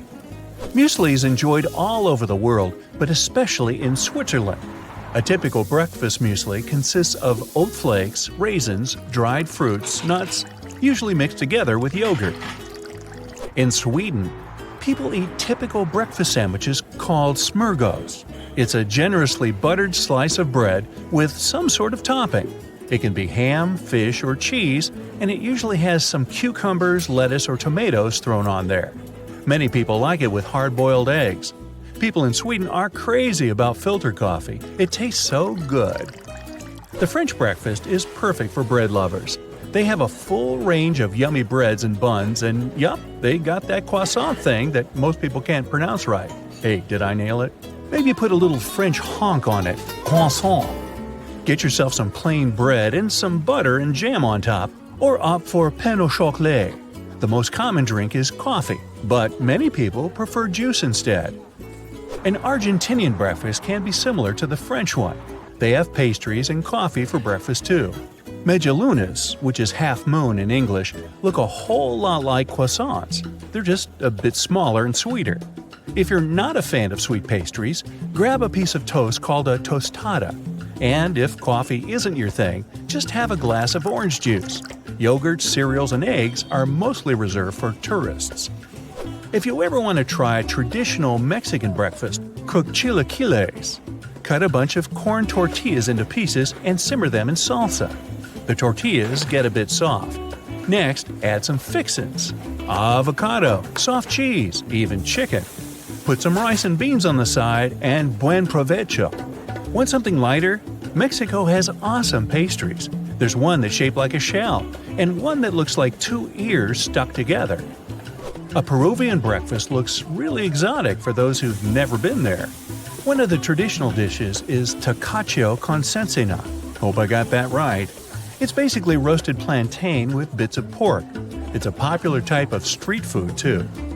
The two most important things for a Brazilian breakfast are bread and, not exactly a toughie, coffee. The favorite kind of bread for many Brazilians is the French roll, which should be generously buttered before eating and might be followed by a few cold cuts. Tropical fruits like papaya aren't exotic at all in Brazil, so don't be surprised to see them on your table when you travel to Rio. Colombians have dozens of cool breakfast recipes. In Bogota, the capital, you can find changua, which is egg and milk soup with cilantro and stale bread softened in the broth. Another hearty dish is a calentando, made of reheated rice or bean leftovers, served with sausages, avocado, and eggs. In Costa Rica, people usually eat rice and beans for breakfast too. Surprise, surprise. Unlike in Colombia, Costa Ricans grill plantains. They're like bananas but a lot less sweet, instead of sausages. Drinks are simple: coffee or juice. Getting hungry yet? One more country where rice for breakfast is super common is Malaysia. The way they make it is really cool though. It's cooked in coconut milk and served with a variety of side dishes. It can be a boiled egg, a cucumber, anchovies, or even peanuts. Eggs in the form of an omelet and cake filling, deep-fried dough sticks softened in warm soy milk, twisted pancakes stuffed with veggies. If any of that sounds yummy to you, you should try a Taiwanese breakfast at least once. Wash it down with a variety of warm soy milks. There's plain or black, which is milk seasoned with sesame powder and peanuts. A Hong Kong breakfast wouldn't be complete without its very own milk tea. It's all about the technique they use to brew it. The sock-looking cloth that filters it is really thick. When the black tea finally comes out the other end, don't forget to add some evaporated milk and sugar to get that authentic creamy flavor. Now, don't get this one wrong. If you see sausages, eggs, and roasted meat for breakfast, it doesn't mean it's an English breakfast. Take a closer look. See that rice? Sweet bacon marinated in brown sugar and soy sauce, and a cup of hot chocolate. Welcome to the Philippines, and enjoy your meal. It's scrumptious. If you ever travel to Indonesia, don't miss your chance to try some black rice coconut milk-based porridge for breakfast. Disclaimer, it's actually not black, it's more purple. It's called, I'm gonna try this, bubur ketan hitam. Was I even close? This stuff is especially yummy when topped with sliced bananas and cinnamon. They also have papeda, an oatmeal thing made of sago flour. It's starchy, sticky, and looks like pudding, or slime.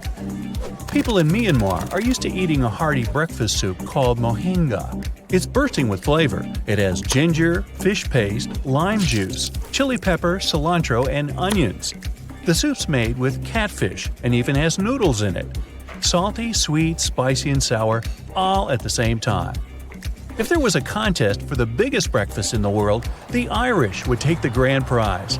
Just think, a traditional Irish breakfast has bacon, white pudding, black pudding, hash browns, fried eggs or scrambled eggs, a couple of sausages, beans, and probably some fried liver. Already figured out how to burn up all those calories? People say it happened in the quiet early morning above Newark Liberty International Airport. A co-pilot preparing for descent noticed something strange. While checking the approach coordinates, his data screen blinked once, then filled with a bizarre, unsettling message. Don't you wish you knew what this means? Shocked and scared, he called the captain. Captain, I'm detecting a strange anomaly on the FMS. The captain looked and saw the same message. There were no errors, no warnings, just that cryptic sentence across the display. They rebooted the system, reloaded the coordinates, tried everything, but the message refused to leave. Until, just as suddenly, it disappeared. The screen returned to normal. The landing was smooth, but the pilots were unsettled, and for a good reason. They filed a report and dug into the aircraft systems. No one has found any glitches. No known faults could explain it. And then another pilot, days later, saw the exact same message while flying a different plane into Newark. Some people blamed software bugs. Others suggested a monumental prank. For the crews involved, it was something different. A chilling mystery that remained unexplained. What do you think about this? What is the most plausible explanation? Share your opinion in the comments. Meanwhile, we continue.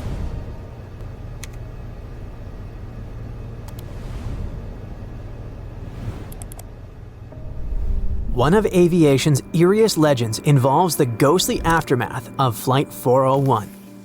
On December 29, 1972, Eastern Airlines Flight 401 crashed into the Florida Everglades. It happened during a routine approach to Miami and was caused by technical glitches and human error. 101 lives were lost in that tragic accident. Trying to cut costs, Eastern Airlines took unscathed components from the wreckage and installed them in other planes in their fleet, particularly in several L-1011 TriStar aircraft. Not long after, flight crews started reporting weird things.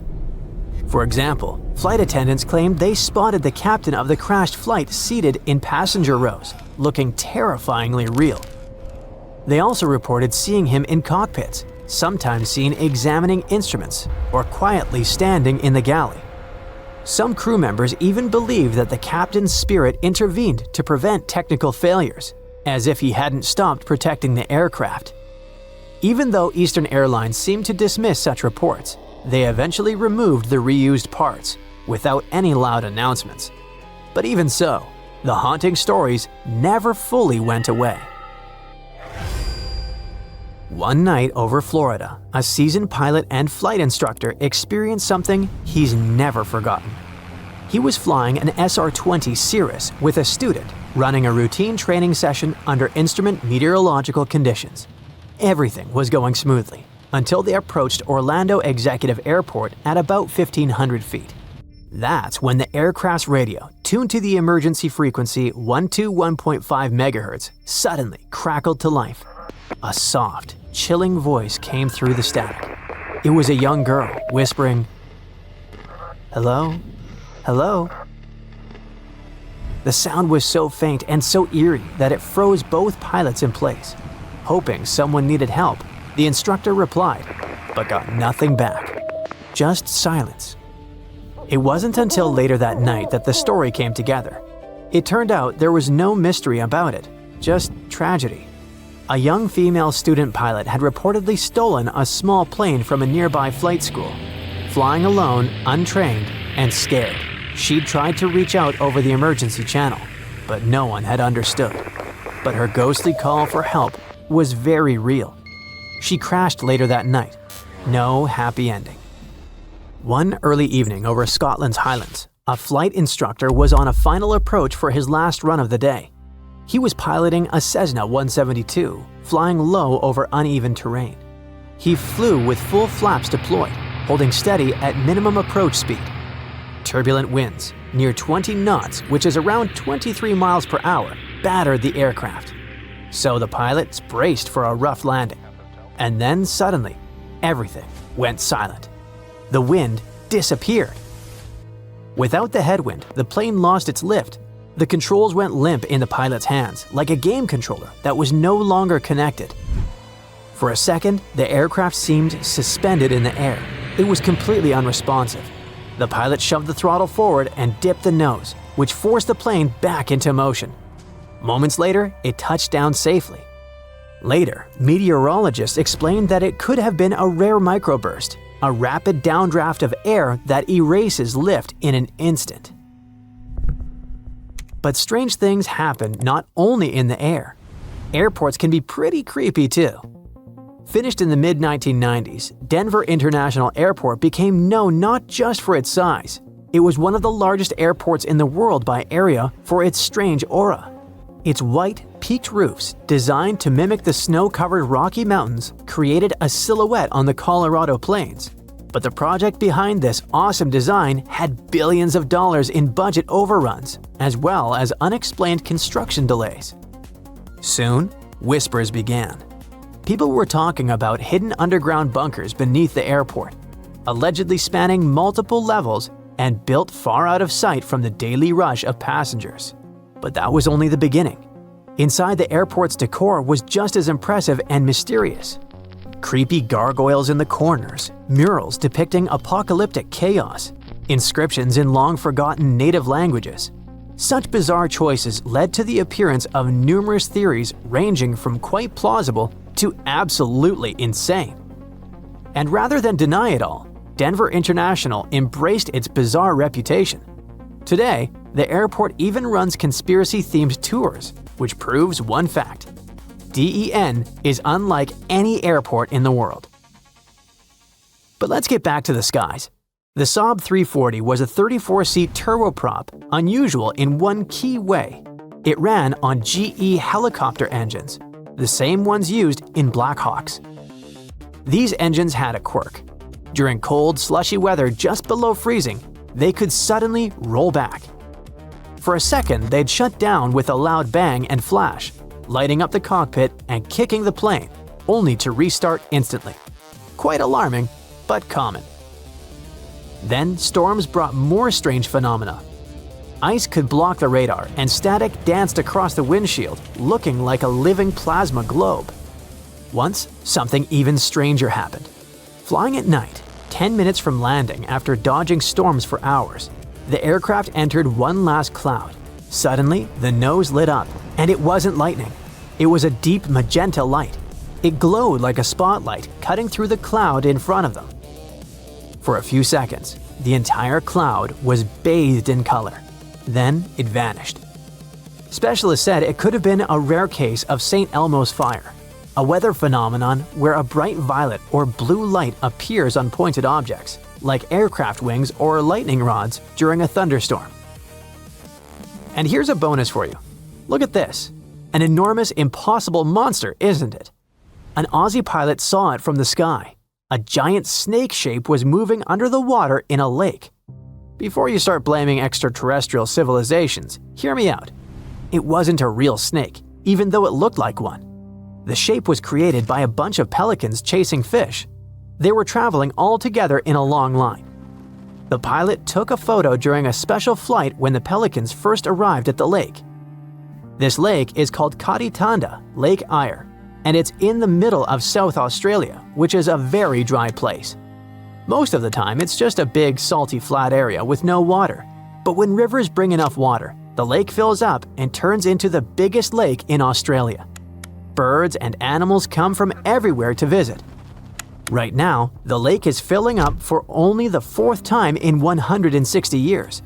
This happened because it rained a lot across 3 big rivers that feed the lake, which is something that doesn't happen often. People call it a dry flood because it didn't rain near the lake itself, just far away. But the water has been traveling a long way through the desert. It's a very rare and special thing to see. Only people who take special flights get to watch it from above. The water makes plants grow and attracts hundreds of birds.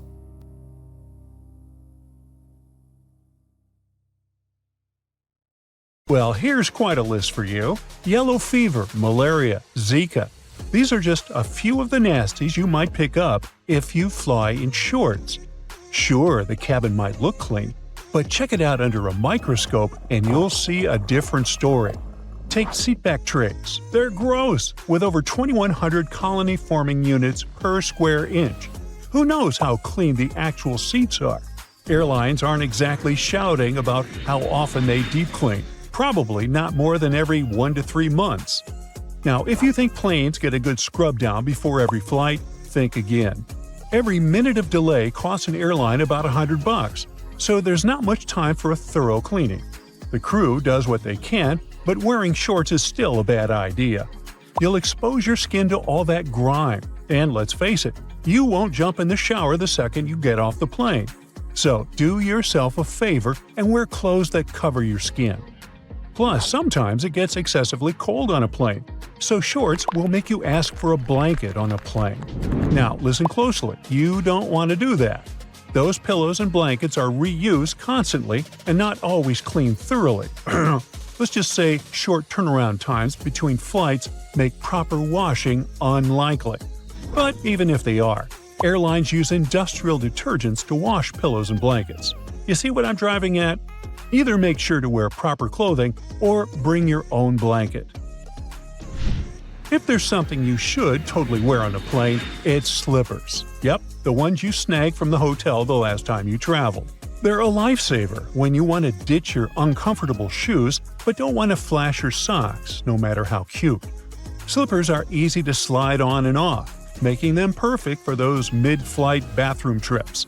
At the end of the flight, you can toss the slippers away. No muss, no fuss.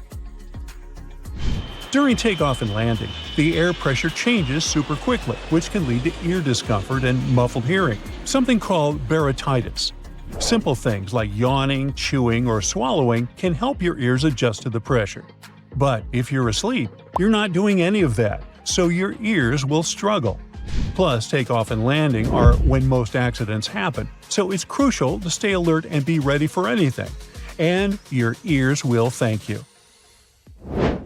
Now, not every life hack you see online is worth trying.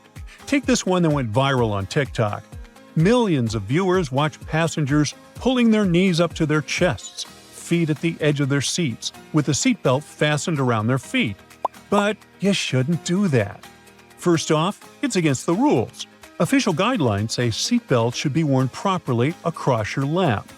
Next, in this position, a sudden impact could force your face or chin into your knees. Plus, a properly worn seatbelt helps you keep restrained during sudden altitude drops, preventing you from being thrust upwards. Finally, if you injure yourself or others by sitting this way, you could be held liable for any costs incurred, like if the plane has to make an emergency diversion.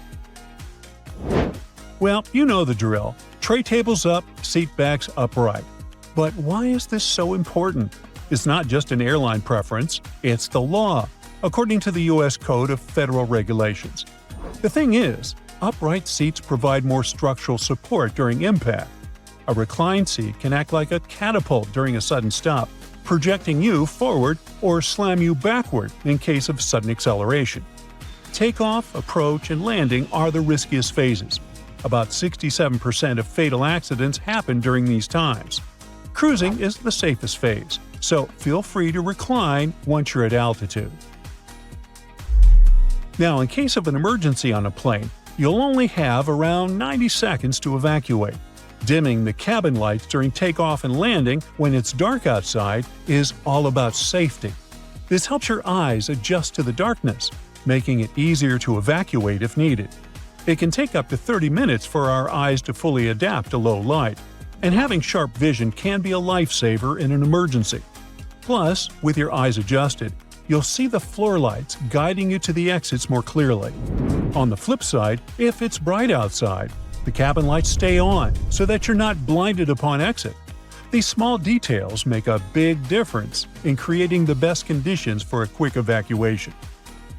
You'll also notice flight attendants asking passengers to close tray tables, stow bags, and put seats upright. This clears the pathways to the exits, and they might ask you to open your window shade so they can spot any external hazards like fire or debris that could hinder an emergency evacuation. Well, it's time to have lunch. Well, sadly on a plane it won't be as yummy as back on Earth. But why does food taste a bit off when you're flying? Let's first figure out how we perceive the taste of food. It's not only about your mouth, it's also about your nose. The dry air and pressure changes in the cabin can reduce your taste bud sensitivity by about 30%, making food taste different in the ear than it does on the ground. As for your nose, well, let's just say it has a hard time distinguishing flavors when the air humidity is only 12%. In total, there are 5 basic tastes: saltiness, sweetness, bitterness, sourness, and that savory flavor often called umami, which is Japanese for delicious taste. The two tastes that get especially weak when flying are saltiness and sweetness, which is why airlines often overseason their meals. To make airplane food, if not yummy, but at least edible, cooks must add up to 20% more salt.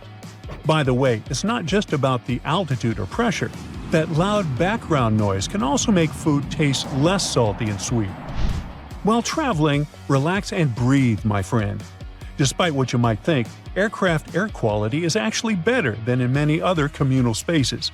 About 40% of the air is filtered through a HEPA system, and the rest comes from outside. This means the air is completely changed every 3 minutes, catching 99.97% of airborne particles.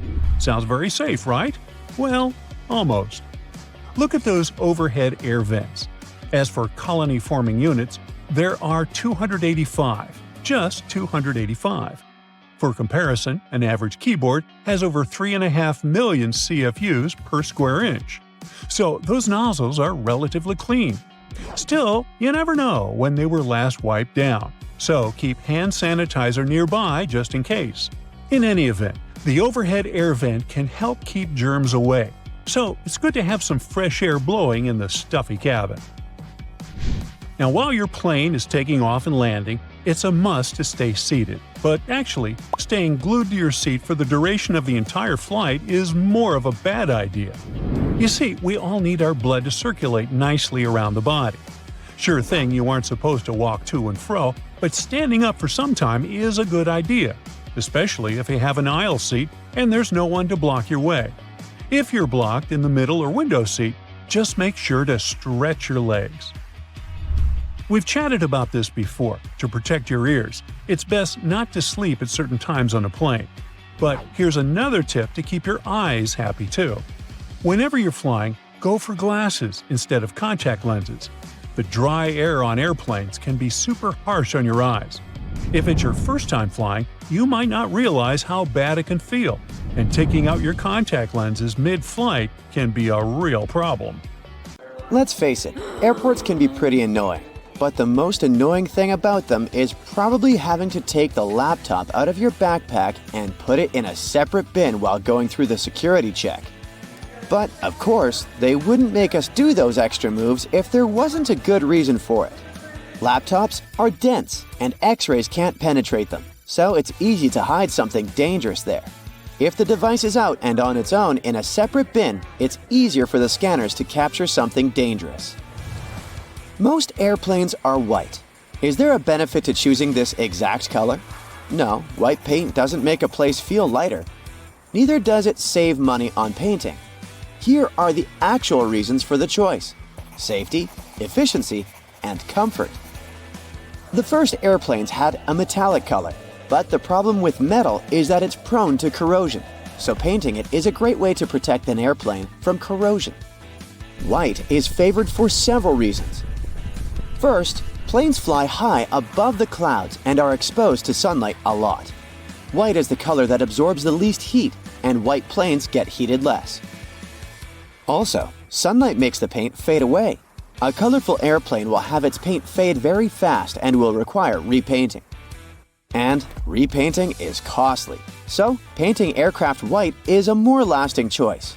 Also, any damage is more easily noticed on a white surface. So that's one more point for the white color. We always board from the left side of the plane, every single time, no exceptions. For some reason, the right side just doesn't seem to be an option. Yes, that's done on purpose. First, the captain usually sits on the left. This way, it's easier for the pilot to align the plane with the terminal jet bridge. Also, aircraft are fueled and loaded with baggage on the right side. Since people board the plane from the left, the crew can do their job undisturbed, and there's no danger to passengers. Consistency with the choice of a side helps to make everything work more effectively. Since everyone always enters from the left, all jet bridges are designed to get attached to the left side of the airplane. If every airplane had the freedom to choose the side, it would create an additional mess for the logistics behind the process. There are more questions popping up, like what does this black triangle drawn above one of the windows mean? Apparently, it marks the seat from which the view of the airplane's wing is the best. It's needed for the crew to find the spot as fast as possible if, in case of an emergency, they need to inspect the engines, slats, or flaps. This mark saves a lot of time. Next, the rows aren't well aligned with the windows. This is business. Originally, all planes are designed with rows and windows lining up perfectly. But when an airline buys a jet, they add some additional seats, squeezing them closer together. This way, they have more seats, which means more passengers, so they can sell more tickets. But you get less space for your legs and might miss out on a window. Also, all windows have rounded corners, and this is done for safety reasons. There used to be planes with squared windows, but those caused crashes because such windows couldn't withstand high-altitude pressures. At high altitudes, external atmospheric pressure is lower than the pressure inside the cabin. So, there's a big difference in pressure inside and outside the airplane, and this creates stress. Without windows, this stress flows smoothly through the material. A squared window becomes an obstacle, and the flow of stress needs to change direction. The pressure builds up in the corners, leading to cracks. As a result, such windows break. Oval windows allow the stress to flow more smoothly without disrupting them too much and preventing stress concentration. So, oval windows are safer. The glass used in production is stretched acrylic glass, and there are 3 separate panes of it. This is done as a security measure in case there is a breach. This way, at least one pane will remain intact at all times. Have you ever noticed those small holes in the windows? The tiny hole is actually only in the pane that's in the middle. Its task is to regulate the huge pressure difference inside and outside the cabin. This way, the outer pane can handle the load. If the outer pane breaks, the middle one, even though there's a hole in it, will be able to keep the window intact. Also, that hole prevents the windows from fogging up. Now, let's say you want to relax and watch a movie. Luckily, there's a pair of headphones. But they're weird. They have a 2-pronged plug. No, this is not some kind of advanced technology. This is a witty move to prevent theft. If you can't use them anywhere else but on the airplane, no one will have the urge to snatch them away. Outside the airplane, they're basically useless. And then they bring food. There are people who love airplane food and people who aren't very fond of it. But most will agree that food does taste different in the air. Turns out, it's actually a thing. Low air pressure, lack of humidity, and background noise that we have at high altitudes change the functioning of our taste buds. They become less sensitive to sweet and salty foods, so airlines have to use more seasoning. Have you ever wondered what would happen if someone opened an airplane door accidentally? This wouldn't end well. It would be very dangerous to say the least. More specifically, soon there would be a lack of oxygen in the cabin. But gladly, no one can open that door accidentally. The pressure difference between inside and outside makes it almost impossible. It would take some immense strength to open it. The doors are designed to open on their own in case of an emergency. Speaking of safety, during takeoff and landing, the crew dims the light in the cabin. This is done for a good reason. This way, in case of emergency, you will see everything more clearly. Your eyes will get used to the darkness, and you'll have an easier time evacuating. Now, about pilots. They always wear those cool sunglasses, but the purpose is not to look cooler. They're used to protect the eyes. Throughout their career, pilots have to take care of their vision, but the problem is that it's not an easy task when you're a pilot. The damaging solar radiation that our sun emits is filtered out by the Earth's atmosphere, so the sunlight isn't very damaging to you if you spend most of your time on the ground. But it's different up in the sky. There's less air there, and the brightness is way higher. And with every 1,000 feet of elevation, the solar radiation is around 5% stronger. On average, aircraft fly at an altitude of 35,000 feet. This means that the amount of UV radiation is 175% greater than on the ground. This is very damaging to any person's vision. The large amount of time pilots spend in the air makes them vulnerable to different eye problems. And having eye problems can cost a pilot their career. So, wearing sunglasses is a crucial thing for them, and these sunglasses must be of the best quality. They should minimize the impact of sunlight and withstand UV rays, providing 100% protection for the eyes. Also, they can't be polarized, since polarization can mess with the perception of the cockpit displays. They should provide the best clarity, decrease eye fatigue, and minimize color deformation, so that pilots can see just like they would without their sunglasses on. Now, flight attendants are trained to notice some pretty important things about each passenger once they board the plane. Curious about what these are? Well, first and foremost, flight attendants are all about safety. So if you're following the rules and paying attention during the safety demo, you're already off to a great start in their book. But don't worry, they're not just looking for rule followers. They also want to make sure you're comfortable and have everything you need to enjoy your flight.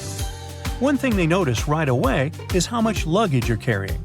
If you're struggling to lift a heavy bag into the overhead bin, they'll probably step in and help you out. And if you're one of those people who insists on bringing a massive carry-on that barely fits in the bin, they might discreetly check to make sure you're not breaking any weight or size limits.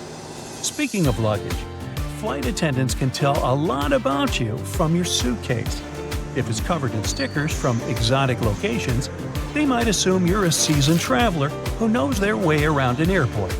But if it's a beat-up old bag with duct tape holding it together, they might wonder if you're a first-time flyer or just someone who doesn't care much about appearances. Of course, one of the most important things flight attendants notice about you is how you treat them and your fellow passengers. If you're friendly, polite, and respectful, they'll go out of their way to make your flight as pleasant as possible. But if you're rude, demanding, and throw a tantrum when things don't go your way, they might not be as eager to help you out. And then some. They'll always take a sneak peek at what's on your feet, too. It's not because they're all secretly obsessed with shoes, it's actually for your safety. They check out your sneakers to see if you can quickly and easily run in case of an emergency. If you're planning to board a flight, you might want to think twice before rocking those high heels, unless you want to hear an emergency command to kick them off. Speaking of emergencies, flight attendants also like to look at whether you're a fit person or not. They do this just in case they need some physical assistance in the event of some bad, unwanted thing happening. And hey, if you happen to be a doctor, don't be shy about letting the crew know. You might just be a lifesaver. Now, let's talk about food and drinks, my favorite topic. Flight attendants are always happy to serve you, but they also notice what you order. If you ask for something that's not on the menu or request a complicated custom drink, they might raise an eyebrow. But if you order something simple and easy to prepare, like a glass of water or a bag of pretzels, they'll be more than happy to oblige. If you're planning to fly with your furry friend, make sure to prepare it for some attention from the flight attendants. Don't worry, they're just curious about your cute companion. And if your pet is a trained service animal and registered with the airline beforehand, they're good to go.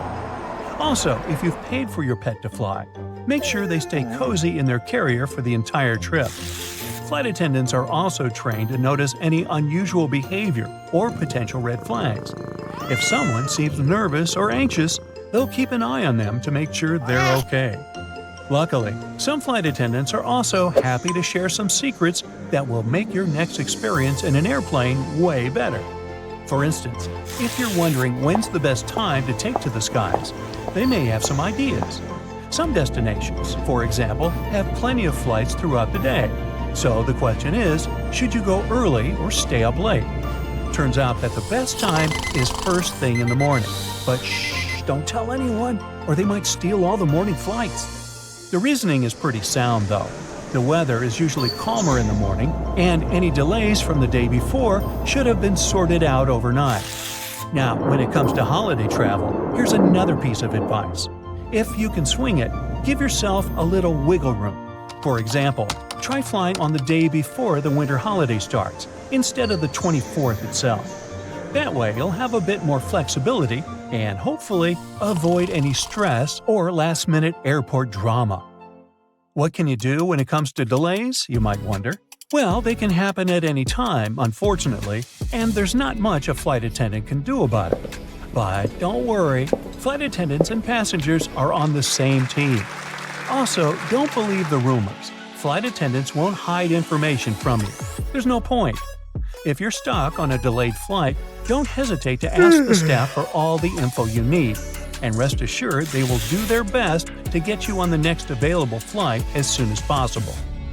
Now, what about jet lag? Surely flight attendants have the best remedies. If you're hopping across time zones, most flight attendants recommend catching a quick snooze upon arrival.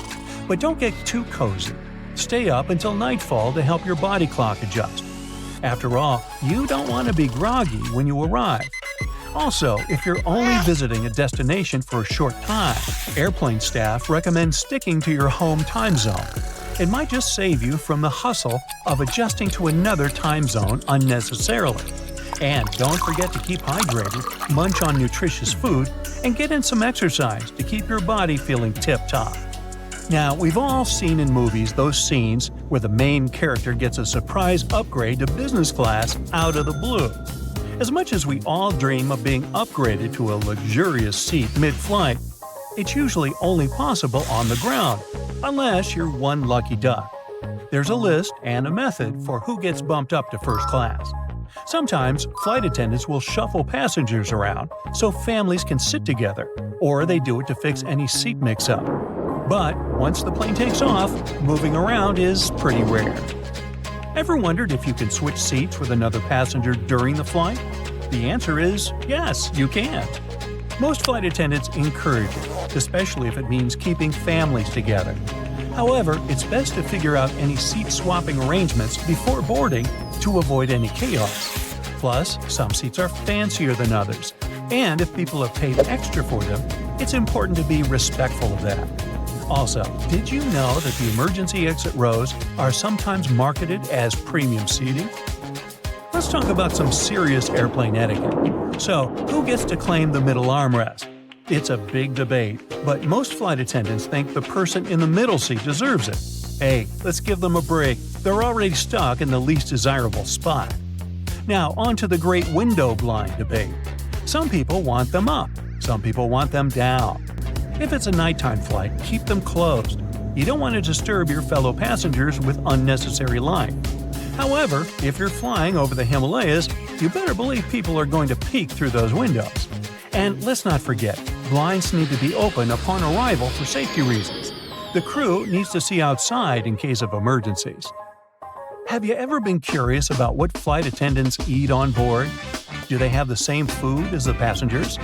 Turns out, they can have the same meals if they want to, but they don't always choose to. Some prefer to pack their own snacks, like hummus, apples, and popcorn, because the airplane options don't always keep them alert. They also focus on drinking lots of water and avoiding foods that might make them feel bloated, but they do indulge in airplane coffee. Some crew members even bring their own meals on board due to dietary requirements, or to add to the festive vibe on holiday flights. I once saw a passenger give a tin of holiday cookies to the flight attendants. You can bet she got some extra special attention. Who doesn't want to cut down on flight tickets when they're planning a trip? Here are some useful tips on how to get the best deals. Some cities like London and New York have more than one airport, so consider flying through alternate airports. Some of these airports are too far away from the city center. That's why tickets will be cheaper on the flights that land there. I tried this one myself. Well, I landed at a place that looked like a cargo airport, but hey, there was a bus from there to the city center. Pros, the ticket was cheap. Cons, I spent an extra hour on the road to get to the center. What's the prime day to book a ticket? That's a heated debate. Apparently, Tuesdays are better for booking a flight. More specifically, ticket fees at around 1:30 p.m. can be the cheapest. So, if you have plans to buy tickets for your dream vacation, go for a hunt on this specific day and time. There are great websites where you can compare flights and catch the cheapest ones, and I'll get to them soon. But don't ignore the official airline websites. Many of them announce private sales for those loyal customers who directly visit their pages. If your agenda allows you to play with your departure time, do that. Traveling on an early-hour flight generally equals paying less for tickets. To catch a 6 a.m. flight, you have to get up when most of the people in the city are still enjoying their comfy beds. In the early hours, you might have problems with how to get to the airport. Not all public transport works 24 hours. Another problem would be your cat accidentally turning off your alarm. This is why these flights generally come cheaper. The same principle applies to late-night flights too. People generally don't want to fly after midnight, so prices drop accordingly. Look at the bright side. You have more time to wander around once you get to your destination. Flying with a connection is another way. It's a fairly cheap option, especially on longer haul flights. This method has a downside. Your plans can be changed with one word: delay. You might have to say goodbye to your connecting flight. Another thing you can do with connecting flights is to search for flights from the same country. Tourist destinations, megacities, and capitals are generally more expensive. Travel to a smaller city and then depart to your destination. Many of us love cookies, but probably not the ones in our browsers. Staying incognito in the flight searching process will help you get cheaper flights. How? Ticket prices depend on demand, so companies use the data on how many people search for which tickets.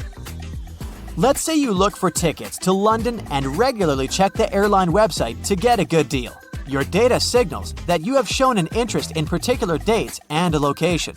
That's how you see that same flight suddenly gets more expensive. The airline knows that you're likely going to buy it. This can happen even if you refresh your browser. Either stay unidentified or clear your cookies to take yourself out of this situation. Remember I recommended that you visit the airline websites directly? You can also sign up for alerts on price drops. If you think notifications are annoying, even though they are useful, you can follow airlines on socials.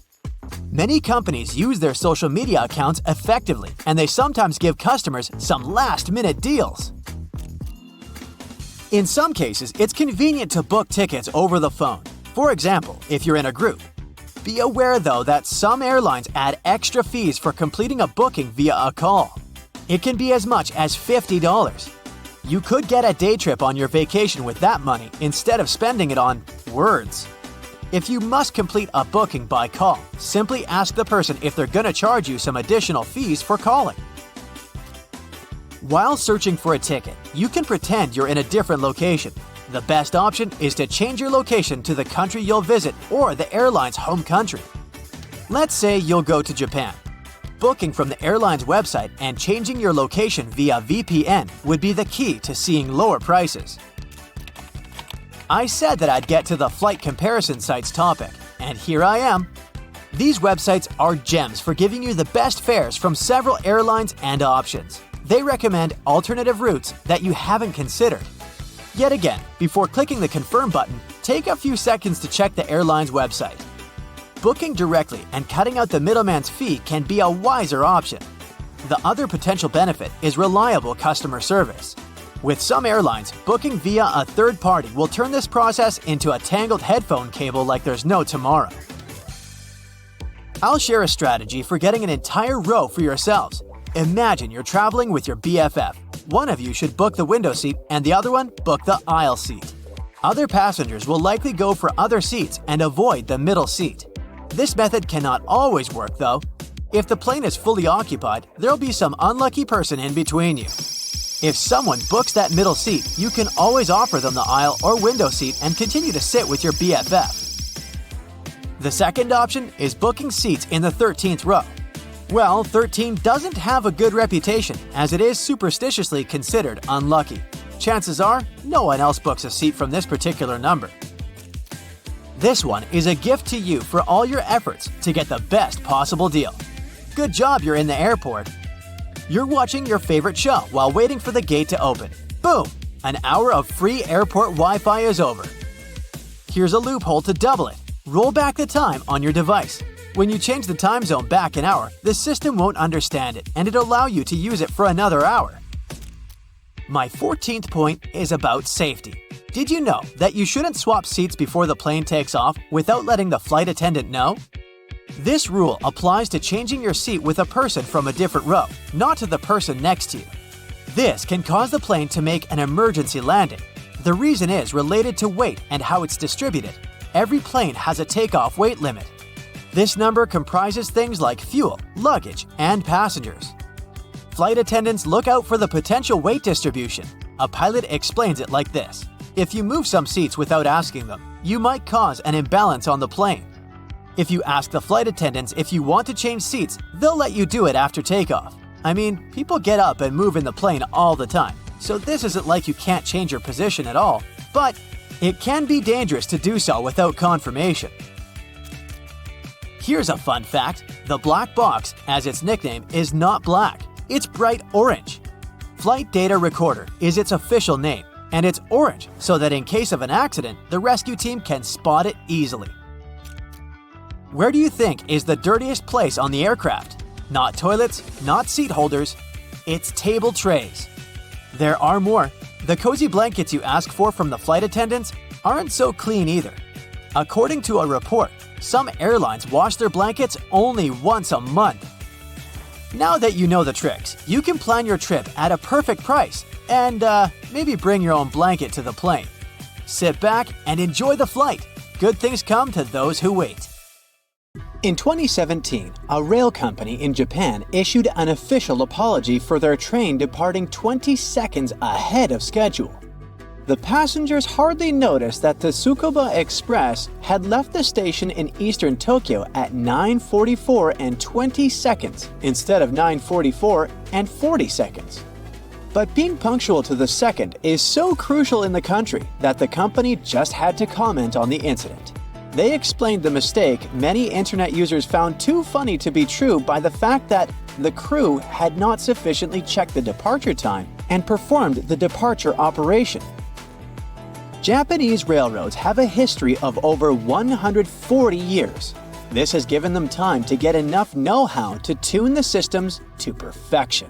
The first ever railroad trip in the country was from Tokyo to Yokohama and transported the highest elites, including the emperor himself. The locomotive, train cars, and even the rails had to be brought from the UK. The trip lasted 53 minutes, almost twice as long as it does now. There were basically no amenities, not even bathrooms. Still, it was a success, and the first private Japanese railroad companies started popping up. In the early 20th century, after some massive train delays, the authorities took over the railroad. Their Railway Research Office improved the efficiency of engine boilers and came up with rust-resistant materials and a special type of paint to discourage bees from building hives that were a problem for train brakes. Still, the trains were pretty slow. The journey of 300 miles from Tokyo to Osaka lasted over 7 hours. The tracks would often go winding, following the course of rivers, and not the shortest route from point A to point B. Service disruptions were a common thing. Meager pay rises for workers led to staged strikes, slowdowns, and walkouts. The trains were hardly reliable. That's probably why cars and airplanes were becoming more and more popular. It all changed thanks to the Summer Olympics of 1964. Japan had to show the world what a connected and progressive nation they were, and the existing railroad system didn't send that message. So, the authorities invested a good amount of funds into their high-speed railroad system, the Shinkansen. For starters, they had to build new tracks exclusively for the new maglev, that is, magnetic levitation train. This means the high-speed trains wouldn't be slowed down by regular ones. The Shinkansen tracks were continuous welded rails, unlike regular tracks with segments bolted together. Seamless tracks meant less friction, which lets trains achieve higher speeds, and the tracks need less maintenance. Those super-fast trains run thanks to superconducting magnets. When you let some electric current flow through it, you've got an extra strong magnetic field. But there's a catch. The more juice it gets, the hotter it becomes. And efficiency takes a nosedive. Just like your phone charger getting all toasty, you can blame it on electrical resistance. So, the magnet needs cooling, to a chilling -450 degrees Fahrenheit. This creates a strong and constant magnetic field. They use these superconducting magnets with cooling units along the entire length of the train. But that's only half of the magnetic magic. The other half is hidden within the guideways. The guideway magnets are shaped like O's and alternate between north and south poles. They align with the magnets on the train. When their polarities match, the magnets repel each other. This generates a forward force that sets the train in motion. By altering the polarity of the magnets inside the train, we can control the speed. The more frequently the polarity changes, the faster the train goes. Today, Japan's largest railway company transports an average of 14 million passengers per day. The average delay for a high-speed Shinkansen train is around 20 seconds, and they're still working on reducing this number to 0. The reason for this isn't just the technical perfection of the trains and tracks, but also the Japanese mentality. Collective rules and the good of the whole society are incredibly important to the local people. They respect order and discipline to minimize any uncertainty about their future. Since Japan is located in a zone where earthquakes are frequent, these two values are literally lifesavers. For Japanese railway workers, it's a priority to work well. Conductors, train drivers, and station staff work as one team and still rely on human interaction in many ways. They have a whole system of physical gestures and voice calls they use while on duty. It's called pointing and calling, and it helps reduce mistakes during work by up to 85%. So they don't just perform their duties perfectly, but also point at it and announce what they're doing to avoid any mistakes. A train driver doing a speed check will point at the display and say, "Speed check 80." A station attendant will point down the track and sweep their arm along the platform to make sure there are no fallen passengers or bags that might get caught hanging from the train's closed door before departure. Staff training is quite rigid and brings the best results. All high-speed train drivers know how to get the train to the station within 5 seconds of scheduled arrival and stop within 3 feet of the assigned stop location. When it arrives in Tokyo, the train has only 12 minutes before moving in the opposite direction. 2 minutes are for the passengers to disembark, and 3 minutes are for the new passengers to settle in. So, the cleaning crew only has 7 minutes to do their job. One person takes care of a car with around 100 seats, and they manage to leave it pristinely clean.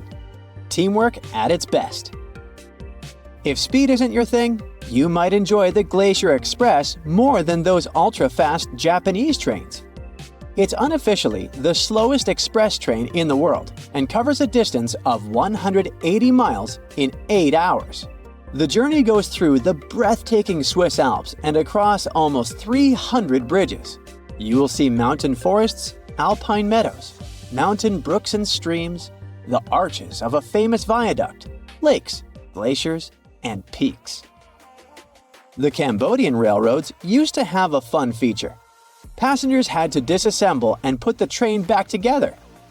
Bamboo trains named noris transported around a dozen passengers, livestock, and other goods between small villages. A nori consisted of a single queen-sized bed platform and a lawnmower or boat engine that let it speed up to 25 miles per hour. When 2 noris met on the only line, the lighter one would stop and the drivers and passengers disassembled it and let the bigger one pass. Then they put it back together, all in less than a minute. Now, you can only find a nori as a tourist attraction as Cambodia has moved towards more effective trains. If you have around $5,000 to spend on a 4-day cruise around the sights of India, then the Maharaja's Express luxury train is something for you. This moving palace travels across northwest and central India and goes through most of the major tourist spots of the country. It consists of 23 cars, including accommodation, dining, bar, lounge, generator, and store cars. The presidential suite occupies the entire train car, but it's slightly more expensive, almost 3 times than the cheapest option. The most dangerous railroad in Japan, and probably the whole world, runs along the foothills of Mount Aso, the biggest active volcano in the country.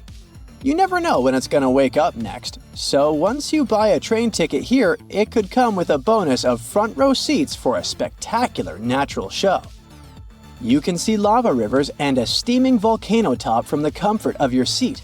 A part of the route passes across a high iron bridge, which is narrow and doesn't have a fence. It feels like one wrong move and the train will end up in the abyss. Would you take that risk? Let me know in the comments below. Hey there! Quick question, what is the capital of Japan? If you said Tokyo, then you got it right. Tokyo is one of the most modern and colorful cities in Japan. But for over 1,000 years, Kyoto occupied that place. Yeah, I know, the names are similar, but while Tokyo is the futuristic center of Japan, Kyoto is one of the most traditional and historical cities in Japan. It's known as Japan's cultural capital. Let's play a game of Spot the Difference. Here are two photos. The first one is from Tokyo, and the second one is from Kyoto. Can you tell what is the main difference between both? Hold that thought for one more second. Here are two more pictures. The first one is from Asakusa, a neighborhood in Tokyo, while the second one is from Kyoto. What would you say is the main difference here? Well, you can probably guess where I'm headed. If you didn't figure it out, I'll spell it out for you. The main difference is in the colors. If you've ever had a chance to travel around a bit, you probably noticed how cities have certain color themes. Like Rome is terracotta, and Paris varies in tones of gray and sepia. Looking at these images, one can see that Tokyo is bright, electric, and looks even a bit chaotic. And Kyoto is monochromatic and gives the impression of being calmer and more peaceful. It's fascinating to see that what causes this distinction between both cities has to do with a certain landscape law. You see, in 2007, Kyoto passed a new law prohibiting colorful street signs. The law also wanted to standardize overall constructions to make the city look more homogeneous. Since Kyoto was Japan's capital city for such an extended period of time, it was built using traditional feng shui architecture and principles. That's why so many of the buildings have that traditional Asian shape to them, the one with the curvy ceiling, like you see in the Mulan movie. Sure, this style is very far from what modern architects are doing today. If you take a look at Tokyo, you'd see glass skyscrapers rather than these old buildings. But that's all part of a bigger plan, set in motion by something called the Miyako Landscape Guidelines. The municipality's main argument to pass the law was that Kyoto was losing its unique landscape due to Japan's modernization. If Kyoto were to follow in Japan's footsteps and build humongous skyscrapers, citizens would lose their view of the three mountains that surround the city. And let's face it, nobody would want that to happen. Plus, it's nice that you can go to different cities in Japan and notice that they are unique in their own way. If the landscape law was to be effective in all of Japan, we wouldn't get to see architectural marvels such as the Tokyo Sky Tree and the Asahi Flame Building. Now take a look at the Akihabara district in Tokyo. It is known as one of Japan's most modern neighborhoods. It's filled with top-notch technology at every corner. And yes, it's also filled with signs everywhere. If we compare it with Kyoto after the passing of the new law, the first thing that would have to go are the rooftop signs. Oh, and flashing and moving lights are also illegal there now. This Kyoto Starbucks also illustrates what I'm talking about. If you were strolling along the bucolic streets of Kyoto's countryside, searching for a place to get a cappuccino, you'd miss this coffee shop completely.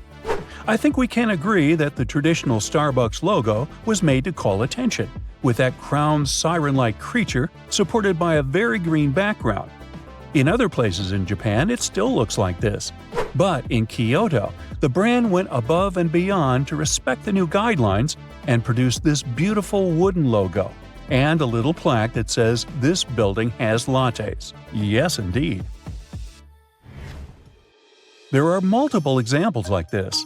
In Kyoto, the 7-Eleven doesn't have its traditional red, orange, and green stripes. Its logo was changed to black and white. You can think that's dull, but I think we can agree to disagree. It looks perfect when you look at its surroundings. Oh, and what about McDonald's, the world's most famous burger franchise? It kept its yellow logo, but took the red out of the background. In terms of the color palette allowed, the law uses the Munsell color system to determine which chroma levels are acceptable. Usually, the faded version of strong colors like red, black, green, and so on are accepted. Now, imagine if they adopted a Wes Anderson palette. It would look like a Toy City, that's for sure. At first, vendors and shopkeepers felt disturbed by the new law. They didn't understand why they had to change their branding for the sake of some aesthetic the city was trying to preserve. But with time, they not only came to terms with the new law, but could already see the benefits of it for their brand success. You see, this helped turn Kyoto into an even bigger tourist attraction. Tourists felt like they were traveling in time, sort of. Some tourists even like to dress up in traditional kimonos and walk around like geishas. The municipality also began an award system to compensate the shops and brands that had done their homework well. Of course, the camouflage Starbucks won an award back in 2018, as did Sagawa, a major delivery company in Japan, back in 2012. It's not only shops that needed to adjust to the new guidelines. Things such as vending machines and post offices also needed to be toned down. Again, the idea is to make the city more visually coherent, and they sure help. Now, what happens if you don't follow the rules? Well, the people who chose to ignore the landscape law can spend up to 1 year in jail or pay a huge fine. We can also compare the differences inside Kyoto itself. Around the city center, the landscape law is less strict, so you'll find taller buildings and even bigger and more colorful signs. But as you leave the center and move towards smaller cities in the countryside, the law is much more strict. It's especially strict around the UNESCO heritage sites. In case you're not aware, there are 17 heritage sites in Kyoto. Yep, that's a lot. But that's what makes Kyoto so unique. Now, welcome to the neighborhood of Pontulcho. This neighborhood is a good example of how the landscape law changed the city's mood over the years. Pontulcho is a cute alleyway in Kyoto that spans over several blocks. If you look at this Google Street image from 2009 and this one from 2023, you'll see clear differences. For starters, the huge sign at the entrance of the alleyway is gone, and so are the wires hanging from the tops of the shops. The pavement was redone and the big store signs disappeared. It's much cleaner. At night, the alleyway turned into the perfect spot for atmospheric dining, since its legislation decided to rule over the type of lighting allowed in the neighborhood. This is what it looks like at nighttime. Hey, you fancy grabbing some sushi?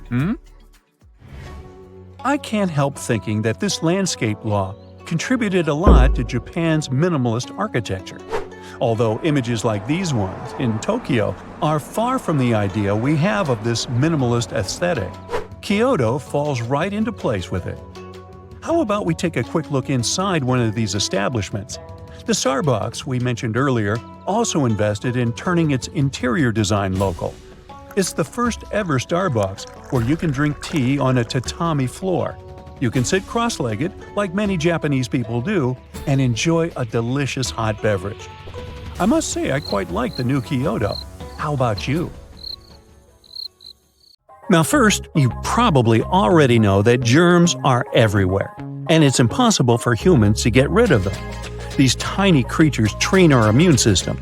We're becoming stronger when our organism constantly faces bacteria and improves its protection skills. So don't worry about what you see next. Welcome to one of the favored places among bacteria and microbes, hotel rooms. Yes, they seem to be so clean, but in some ways, they're more dangerous than a garbage dump. Everything is dirty at the landfill, and you're afraid to touch anything. But the dirt in hotel rooms is almost invisible. Germs are waiting for you here, and there are a lot of them. So the first problems appear already in the elevator. The buttons on the panel are swarming with various bacteria. Suppose no one cleans them with a disinfectant. In that case, these buttons become the arena where billions of microbes multiply and devour each other.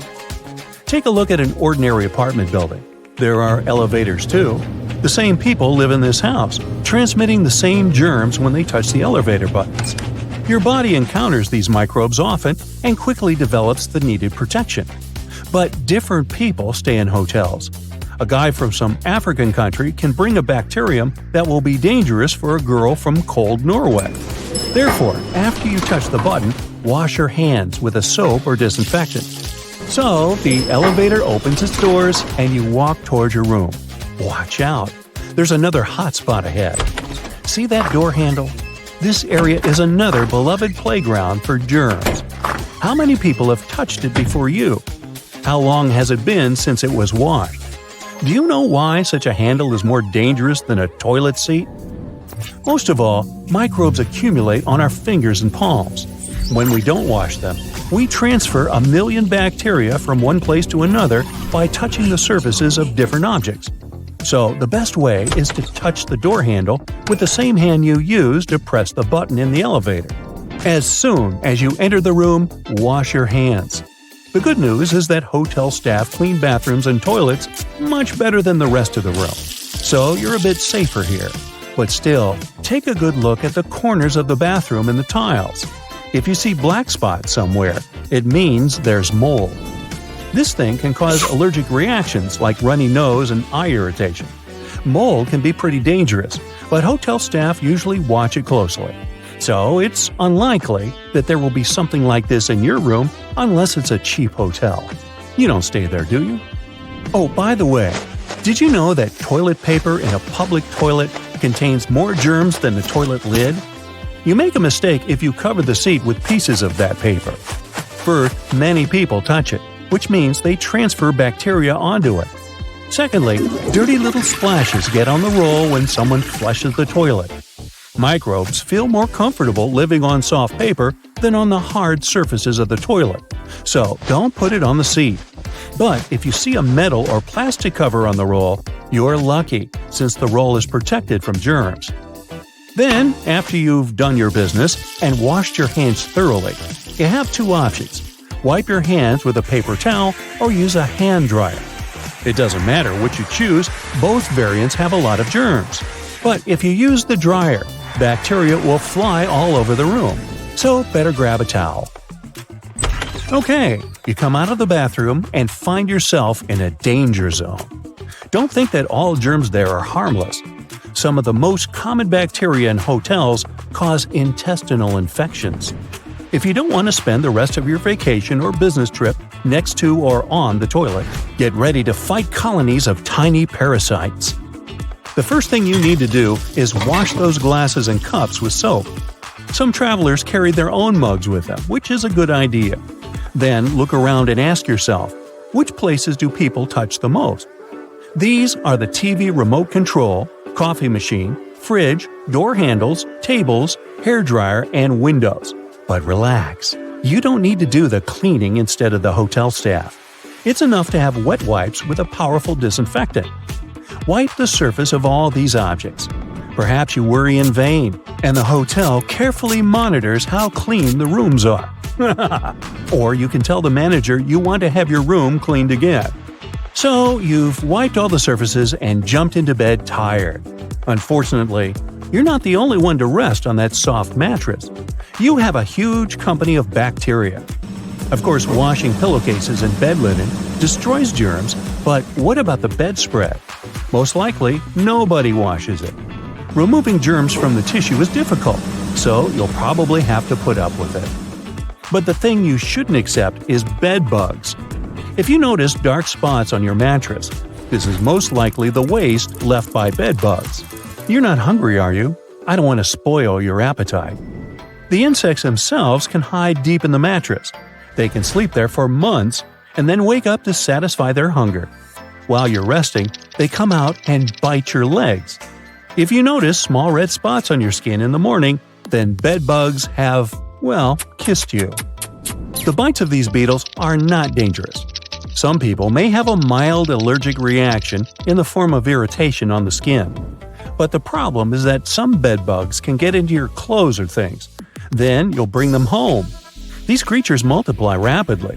Therefore, if you don't want a colony of biting bugs in your house, then wash your clothes, clean your luggage, and go to the shower.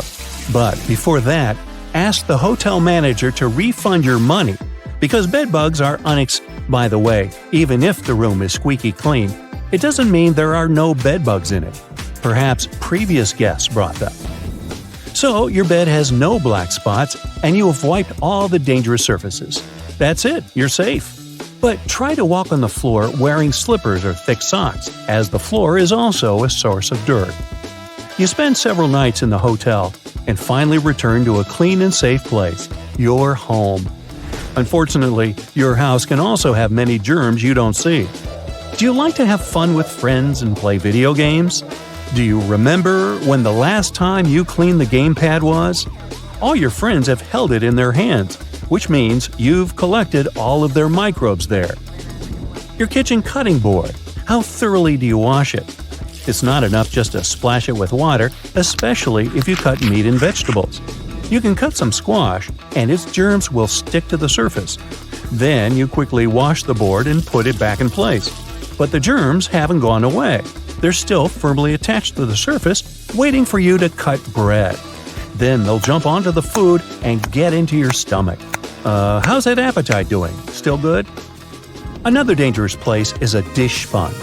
Even if you use a good detergent, germs still accumulate there. The best way to get rid of them is to change sponges once a week. And now you'll see a paradise for bacteria, a place with an ideal cold temperature and a lot of food, from fresh to spoiled. Hey, it's your fridge. There you put products that you bring from the supermarket. Hundreds of people could touch them with their hands, leaving millions of germs. Therefore, don't forget to wash your fridge often. And also, keep any meat away from packaged products, because germs on a rare steak multiply and spoil it quickly. Well, perhaps you're too worried about your health now. If so, then you should remember the words from the beginning of the video. Let me quote. You probably already know that Germans are everywhere. Wait, that's not it. Sorry. Check around the corner, under the bed. Wait, what's that hiding over there? Hotels are supposed to be your home away from home, but do you know what secrets they're keeping? Here's what no staff member or manager would ever tell you. Some hotel owners are very superstitious of the number 13, or they know guests might be. Whatever the case, you may find room 13 or the entire 13th floor completely missing. In the Far East, the same can be said about the number 4. You can easily get an upgraded room without any additional charge if you have a birthday, anniversary, or wedding. Just call ahead of time and warn them about the upcoming event. You might be checking that bed for stains and bugs, but you're probably overlooking the dirtiest thing in the room, the TV remote. It doesn't get disinfected between guests. Put it in a plastic sandwich baggie before using it. Plenty of other filthy things in that room, but we'll touch on those later. Every hotel has a place where housekeeping stores forgotten things. The most frequently lost items are phone chargers, but more interesting discoveries have been found. False teeth, glass eyes, and even boxes of worms. If no one comes for these strange treasures after 5 or 10 years, yes, they're nice enough to wait. The cleaners raffle the lost items among themselves. Some luxury ones may have hidden cameras built in for safety reasons. The most common place for this is the door peepholes. So always put a piece of masking tape or putty over the one in your room. But hidden cameras in the room itself are never okay. To check the place, turn off the overhead light and switch on your phone's front-facing camera. Slowly scan the room. Your front camera will pick up their infrared light. Common spots are near the bed and in the bathroom, so check those areas thoroughly. Hotel owners often let their friends and family stay for free. You wouldn't know it since they usually leave before peak season starts. The employees and cleaners also get in on some perks. They keep towels, slippers, bathrobes, and shampoos. But what you might not know is that hotel chains are fine with you taking things from the room. Stationery, toiletries, coffee mugs, umbrellas, anything with their name and logo on it. This will serve as free advertisement when you take those things with you. Those beautiful bright vegetables and fruits near the hotel restaurant's entrance aren't just a decoration. They trick your body into feeling full before you even get your plate. You eat less, and the company saves money. They may give you extra bottles of shower gel or other toiletries, but there are ones that charge you for grabbing too much food during the breakfast buffet. To avoid upsetting the cooks with the amount of discarded food, some hotels in certain countries make their guests pay for anything left uneaten on the plate. No hotel chain would willingly tell you how to get the biggest discount for your stay. So if you have a limited budget, make a reservation after 6 p.m. This is when the sales department tries to sell all canceled reservations at the last minute. That often means cutting the price down, sometimes in half. The first Sunday of the month is the best time to check in. Vacationers are leaving, business travelers haven't arrived yet, so most of the best rooms will be available. To get the top pick, use a special service called rooming. You can view everything in the hotel and choose which room you like the most. Just ask the receptionist about it. They won't willingly speak up about other free services unless you ask. Free phone chargers, hair irons, bottled water, and board games are among them. They can also order a transfer for you, book concert or theater tickets, and wake you up at a specified time. Hotels can refuse you at check-in, even if you've paid for a booking in advance. They can cancel your reservation if you don't show up before 6 p.m. If something's holding you up on your way, call and let them know in advance. Even if you arrive on time, you can still be denied a room.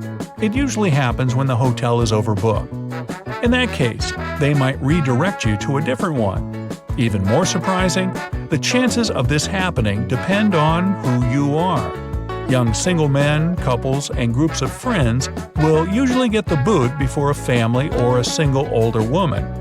It's because the first group is usually more flexible about the unexpected move. Before you pounce on that minibar, better check to see if those drinks are sealed. Hotel workers say they've had cases where guests finished all the provided beverages and then filled the bottles up with tap water to avoid paying for them. Shh, you didn't hear it from me. Large chains often have their own special transport for meeting important guests or getting around town. Their own taxis are usually cheaper than city ones. So if you want to save some money, check the cost of their transport at the reception. But don't ask the receptionist to recommend where you should have a meal. The hotel clerk will point you to a local place that pays them for the recommendations, even if it's overpriced and tasteless there. Guests don't really pay for the room itself, but for the hotel's location. Proximity to the airport, the beach, downtown, and famous sites will cost you an additional amount. Yes, even if it doesn't have any stars at all and the conditions inside aren't great. Think twice before handing over your keys for valet parking. There have been cases when hotel workers took an expensive car for a joyride and even filmed it. My car? No. A famous person could be staying in the room right next to you. Nobody would know it, since they get to use made-up names to conceal their identity. For the rest of us common folk, that's not allowed. You requested a single room with a big bed and a nice view of the beach. What you got? A room with 2 small beds and a lovely view of a brick wall. It happens all the time. But they're supposed to give you compensation or some free service to make up for the difference. Know your right to this if the manager doesn't offer. The safe in your room can be anything but safe. If you have some valuables, ask the receptionist to put them in the main hotel safe up front. This place is usually much more secure since all the staff doesn't have access to it. Although hotel chairs and sofas look clean, wait till you see one under a microscope. Don't sit on them without first laying down a towel or blanket. You don't know if the guest before you had their feet up on the furniture. And their feet would certainly be filthy since the room's carpets are rarely shampooed, maybe once a year or even less. That being said, don't walk on them barefoot. If you use slippers or keep your shoes on, make sure to put shower caps on the bottoms when you pack them into your suitcase before leaving.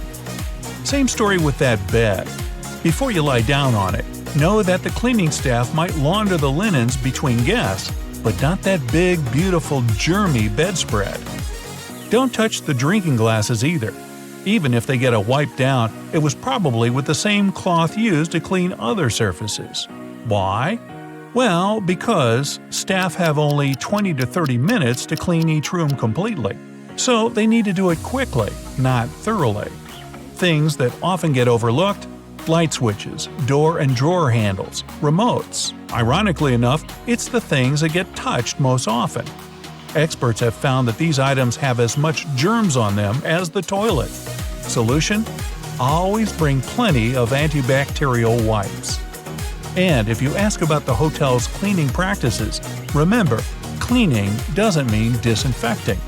Choose your words wisely and don't give the manager a loophole.